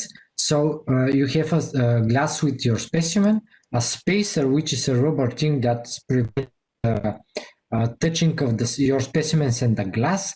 And you can see here is the glass, which is very thick, by the way. It's thick, like that cell phone. And it has a groove here on the top, and the robot pipettes a liquid and puts it in here, and the liquid disperses very slowly through the specimen. uh-huh. Wow. Which is very cool. This is my robot. Yeah.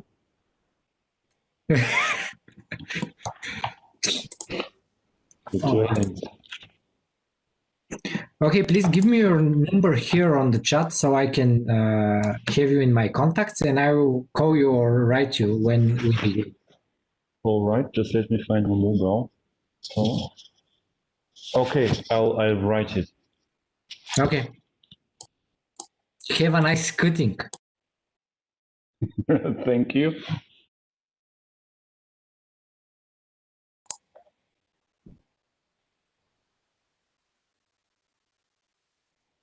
Did you cut all the tissues?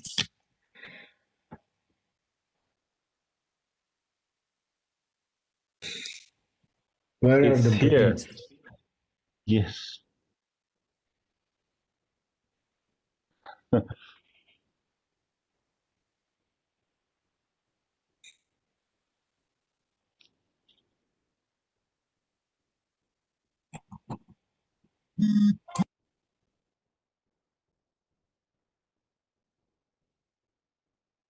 Connecting, and we will start shortly. First, to introduce you, Murat has obtained his PhD in Max Planck in Hanover, where he worked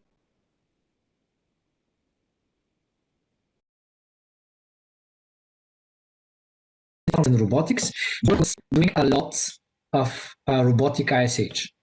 He has worked since then in many pharmaceutical companies, including Abbott, Genentech, and again in Max Planck Institute for Biophysical Chemistry in Göttingen. And now he's a senior scientist at a company called Archer DX. And we will have now a discussion with him, some troubleshooting. We have questions that ask during those 3 days. He, Pat, and I will answer them.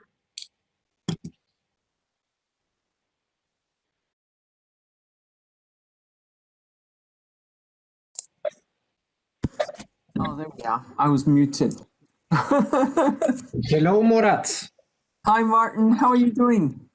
I'm excited. I'm fine. Thank you. Very good. Very good.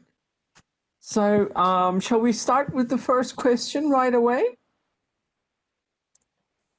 Yeah, let me just share the questions so everybody can see them. Sure. I think this will be the best. Way to go about it, huh? If you want, I can read the question first. Okay. I am sharing now. So, oh, excellent, excellent. So what I did is I kind of like sent out the answers to Martin. So you have the questions on the screen now, and right below the whatchamacallit, the questions, you have very brief answers. So for example, like how stable is TAC if rethawed multiple times? So my answer there is the DNTPs are more sensitive compared to the TAC. TAC is a bit more stable, but definitely, you know, multiple times thawing for the TAC is pretty bad too. But the first thing that will go will be your DNTPs. So, you know, especially the DNTPs, you need to make sure that they're carefully aliquoted so that you don't thaw them multiple times, and that you can just take an aliquot to prepare the PCR mix you're going to prepare at the time. So second question, is it possible to prepare master mix? Yeah, of course, you can do this. In fact, most of the new TACs are sold in 2 times mixes. So basically, they're more dilute. And again, just like the DNTPs, if you aliquot those out into single-use tubes, you can just thaw one out, use it for your PCR for the day. That way you'll prevent multiple thawing. And what else do we have? How do you know what your expression is? So, okay, this is a bit of a long question, but basically, if you Google NCBI gene, you'll go to the web page, which I can't show you because Martin's sharing now. I'll show that to you at the end. So Martin will stop sharing and I'll show you the web page. This is basically, don't worry about it for now, Martin. We'll go to gene on NCBI, and then I'll show you how to look up a gene, your gene of interest. And there, underneath the gene of interest, you have expression. Oh, you removed it? Okay, let me share now then. Here, I'll share. Here we go. We'll share this. Okay, there we are. So if we go to NCBI gene, so this is the web page. It's ncbi.nlm.nih.gov/gene. And my gene of interest here is VIP. So this is actually vasoactive intestinal polypeptide. This gene actually marks interneurons.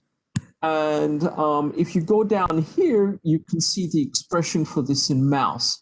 If you, of course, pull up the human version, so if you say human VIP, it'll give you the expression in the human too. So this is a gene that's in interneurons in the brain, so that's why it's coming up in the cortex of the adult very high. But as you can see, it's in intestines in the adult. And let's see if it's in the lung. Oh, it's not very, very high in the lung.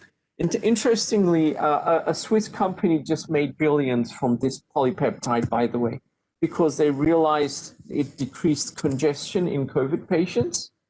Anyway, so next question. Any specific requirements concerning the tube materials and low bonding wall thickness? Well, what you need to do here is you need to mainly match your equipment. So you need to get the right commodity, the light plastic, that's suitable for your equipment. Now, what does this bring up? This brings up the question, if you don't have a very highly advanced PCR machine that uses thin-walled PCR tubes, you might need to adjust the conditions. You might need to increase the, the 95-degree denaturation step, the annealing steps, or the elongation steps. You might need to play around with it, the timing on your cycle, so be careful about that. And let's go to the next question. If we do not have a PCR machine with controllable temperatures, what shall I do? Very easy. Just go for the midpoint. Just take 55 degrees. Normally, you could do a gradient from 50 to 60. So then see what comes out at 55, and depending upon the result, if you get a band that's like, weak, but with a smear, start increasing the temperature, you know, and unfortunately you're going to have to do it multiple times. Another thing is you can just keep the temperature stable, but you can change other parameters like magnesium chloride. Just change the concentration of magnesium chloride, do it at 55, see what happens, move on from there. Should I use a positive control? You know, absolutely, but don't forget your negative control is more important, because if something comes up in your negative control, that means your reagents are contaminated. So what you would have to do at that point is you need to refresh them. Basically, you might need to throw them out, and you can check this one by one. First, check by changing your aliquot of DNTP. You know, go on from there. Make sure that your negative control is negative. Negative control is basically all your PCR reagents, you just don't put the cDNA. So if something comes up in that, you're in trouble, because that means one of your other reagents is somehow contaminated with either a PCR product or with a foreign cDNA. Your positive control is important, and Martin can probably share with you guys a positive control. He probably has a PCR that works. Just grab that. If he gives you primers, you know, that's fantastic. If he doesn't give you an aliquot, just design your own primers, use that as your positive control. If your first PCR works, then you don't have any problem anyway. That's your PCR control. Should I be concerned with too much primer dimers? Well, you know, if you do a gradient, this shouldn't be a problem. But most importantly, primer dimers are very small. So when you do PCR purification, like with columns or with gel purification, you don't need to worry because you're extracting a specific band. If you're using a column, the column will preferentially extract the larger size sample. So generally you lose most of the primer dimers. So again, that's not too much of a problem at that point. So let's move on. What do I do on the gel if there are more than one bands? Do I just, so whoever asked this question is already answering. Basically you would do gel purification, just exercise the band from the gel, and you would just re-amplify that. Another thing to do is you can change your gradient conditions. So sometimes when you change the condition, you get more stringent, and at that point it turns into one band. Another thing might be, it might be real. So there might be an isoform for your gene. Under those circumstances, it shouldn't be a problem unless you're interested in a specific isoform. Anyway, moving on again. If on temperature gradient PCR, all the bands look the same, what do I do? That's actually very easy. That's actually a good result. If they look all the same, and if it's the right size you want, you don't need to do anything. If it isn't the right size you want, that's actually a very big problem. Then just design new primers, because those primers are somehow working pretty bad. Just switch to the new primers and everything should be fine. Instead of a clear band, I have a smear. Well, that's really bad. One reason might be that your cDNA might be bad, or the temperature using for the gradient might be very bad. Or like I said again, for the previous example, you might need to design new primers. It might be non-specifically binding to another gene in the same family, or that's in a kind of like an associated family gene member. And that might give you a smear. So to actually get a specific product, just design new primers. A smart way to design your new primers is you can do something like a nested design. If you design them outside of your previous primers, you can see if that works. If it still gives you a smear, then you can use the old primers to do a nested PCR. So basically you use the outside primers, then the inside primers, and you do a nested design, and that will hopefully give you a good result. What is the shelf life for purification columns? This is actually, those things, they're basically like they survive forever. What you're more worried about is the solutions, the liquid components. And if you carefully store those, they should last for a very long time too. I mean, when I went to the Max Planck, the Max Planck is a very controlled environment, though, very nicely air conditioned, and everything stays in pretty good shape. So years later, when I visited as a guest scientist or as a postdoc, the stuff that was there from my PhD was still working. Just to give you an idea, guys. What is? Here we go. Wait, what about different Taq polymerases? What is your experience? So basically, different Taqs can be an issue. This really does make a big difference. You might need to optimize all your conditions if you change Taqs. Like we use Quiagen, everything that we've done has been established with the Quiagen. No, wait. Yeah, it is Quiagen. Sorry. Yeah, the Quiagen Taq polymerase. We're very used to optimizing our conditions with that, and we're very happy with it. So if you do change it, you're going to have to re-optimize everything. You would have to re-optimize the primer concentration, your PCR conditions. You might need to optimize a lot of things. Fundamentally, they should be similar. But, depending upon if you were using something like a hot start or a high fidelity polymerase, things can really change. So number 13 is a bit of a long question.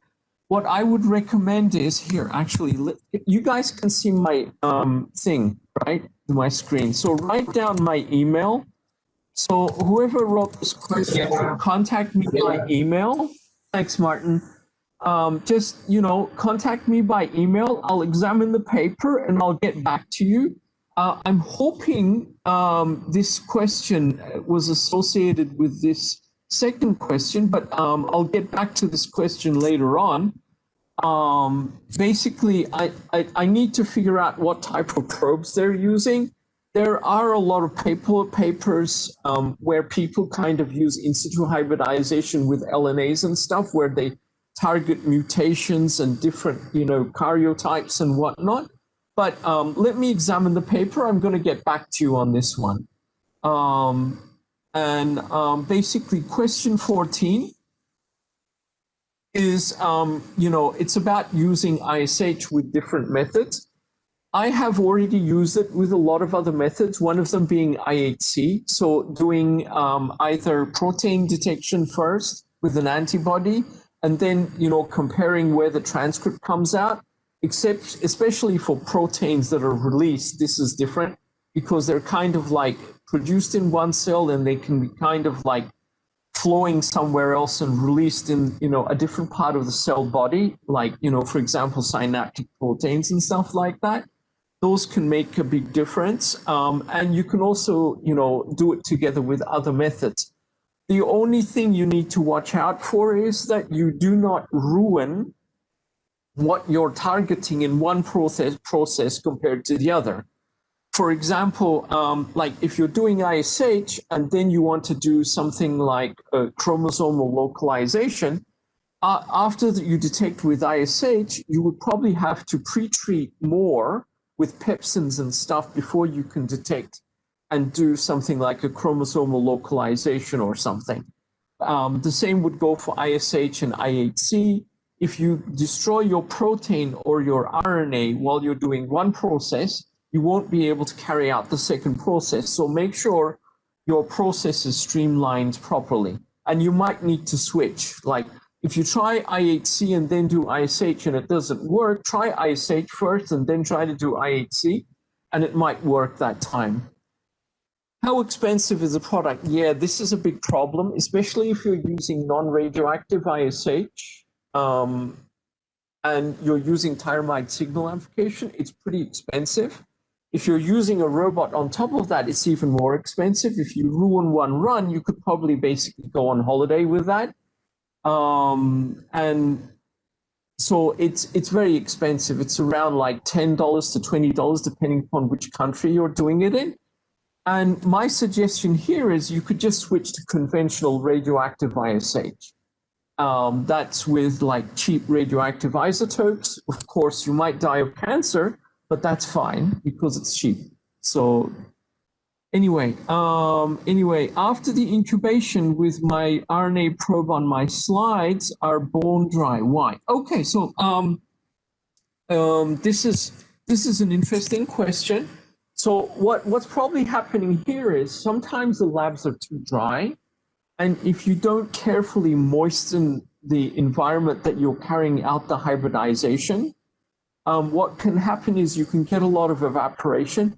Make sure that you really moisten the environment around the hybridization chamber. And you know, if you do that, the chance that it will dry would be very low. The other thing is, if you're doing it overnight, cut down on the time. A lot of the modern procedures have shown that, you know, doing it for about 2 hours is enough. You might be able to finish it off in 1 day.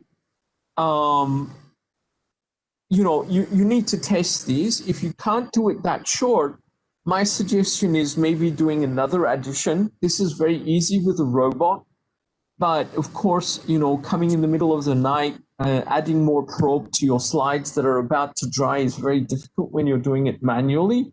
So with that, you just need to make sure that the environment, the hybridization chamber, is moistened very carefully. And if you do that with stringency wash solutions, you know, the low stringent ones like 5 times SSE and stuff like that, you should not have any problem. And that's a very cheap solution. So it's very easy to moisten your chamber with that. And if it accidentally interacts with your probe, it won't wash off the signal because it's low stringency. Yeah, basically that's the workaround for that. That's the best thing you can do. Okay, guys. So that's all for now from me. Do you guys have any other questions? Yeah. You're very welcome, Martin. Hey, Murat, how are you? I'm fine. How are you, Anton? Good. And I'm happy to see that you are doing good too. What we can do is we are planning a follow-up of this course. Yes. And there you maybe could present the multiple fluorescence paper. Like where you combine 5 or 6 different fluorochromes at different wavelengths. Right. So we haven't published that, but what I can definitely present the method if you would like. That's not a problem. We can definitely do that. So I would like briefly to say, and because I saw I had a glimpse on the manuscript. So they were able to detect up to 6 different wavelengths on one and the same tissue section, right? Yes. So, by the way, Parth here too. Excellent. So one thing I realized for that is, so when we were doing too many multiplexings, one of the things that happened during the process is that the tissue, because we were using fresh frozen, initially, when I developed the method, I used FFPE in America at Genentech.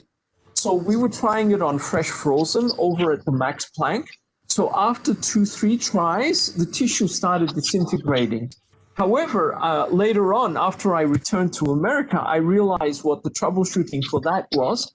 What you do is basically you keep your not the FFPE, but the fresh frozen tissue in PFA overnight.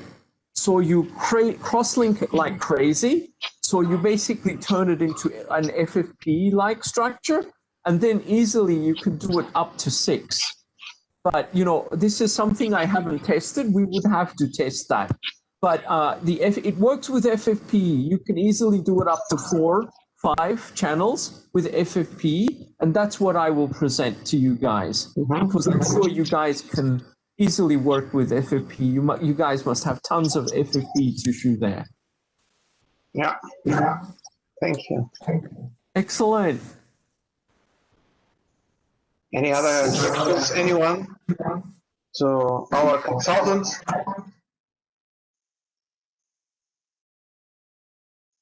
Okay, guys. So this is actually pretty good. It only took 20 minutes. You are happy in the morning to have no more questions. Did you get your coffee already?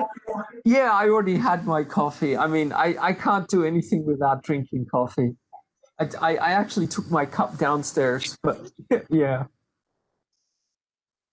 Okay, anything from your part to add? No, so far I have covered everything. So most of the questions also we have like answered, and if they have more questions in the future, they can always contact us. Absolutely. And so I'm going to say goodbye, guys. Take care. And like I said, I gave you guys my email. Just reach out to me if you have questions, especially the person that sent out the manuscript. If he reaches out to me, I'll give them a reply later on. Okay? Yes. Yeah, Thank you. I will tell her. Yeah. So, anything else from David? David? Questions, comments? I do have one question. So first of all, thank you very much. It was a fabulous workshop. Thank you, Murat, for all the comments. Very nice to hear the answers. And I do have one last question. Have you ever tried to do in situ hybridization on EPON, on resin embedded slices? On resin embedded slices? Not me. No. I don't know if Is this anybody basically else has possible? What do you think? Yeah, absolutely. I mean, so David, it should be possible. So first of all, you know, the only problem there is you need to optimize the conditions. So FFPE tissue, I used the cold tissue with fossil RNA, basically. The reason is, like, you know, some of it can be treated so badly, like it's been formalin fixed so bad, to recover it really is very troublesome. But if you kind of generated a way to, you know, expose the RNA, you should be able to do that. What you might want to do is, so the multiplexing that Anton mentioned, I did with branching DNA. So the chance that your resin contains fragmented RNA is highly likely. So what you can do is you can either use the old trick from whole mounts, whole mount in situ hybridizations, or you can use the modern technology, which is branching DNA, to try to access the RNA fragments and get a picture. The branching DNA technology works great because you can have different branches. In the whole mount, you basically take a long fragment and you separate it into small parts. But that actually is a very good question. I love that question, by the way. I mean, so yeah, you should definitely try that. I mean, I certainly believe it's doable. I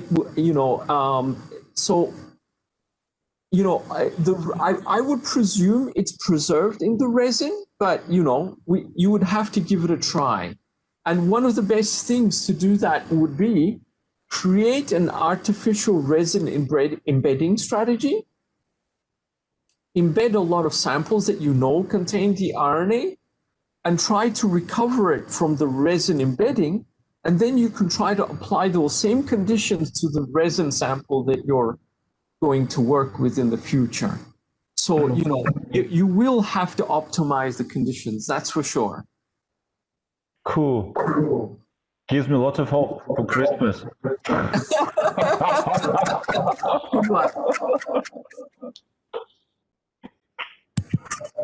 Excellent. It should Yeah, the multiple fluorescent signal is like a Christmas tree.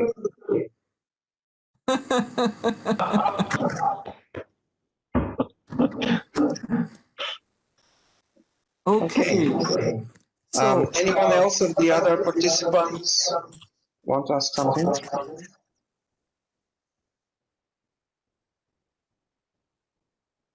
I think we're done. Okay. Yeah, so I would like to thank very much Thank you for inviting me. yeah, this quick entrance, solving all the problems and then quickly disappearing for the rest of the coffee. Thanks so much, and then we keep in touch and we see when whether you can really show this thing about the fluorescence. Sure. No problem at all. Thank you. Absolutely. Take care, guys. Bye-bye. Bye. Bye. Bye. Okay, so we're coming to a closure, I guess. So I would like to again invite Dr. Parth Joshi, who was the main strength behind this workshop, to say a few words. Thank you, Parth. It was excellently prepared. Of course, thanks to the expertise of the department of Professor Eichele. But you did a great job, I think.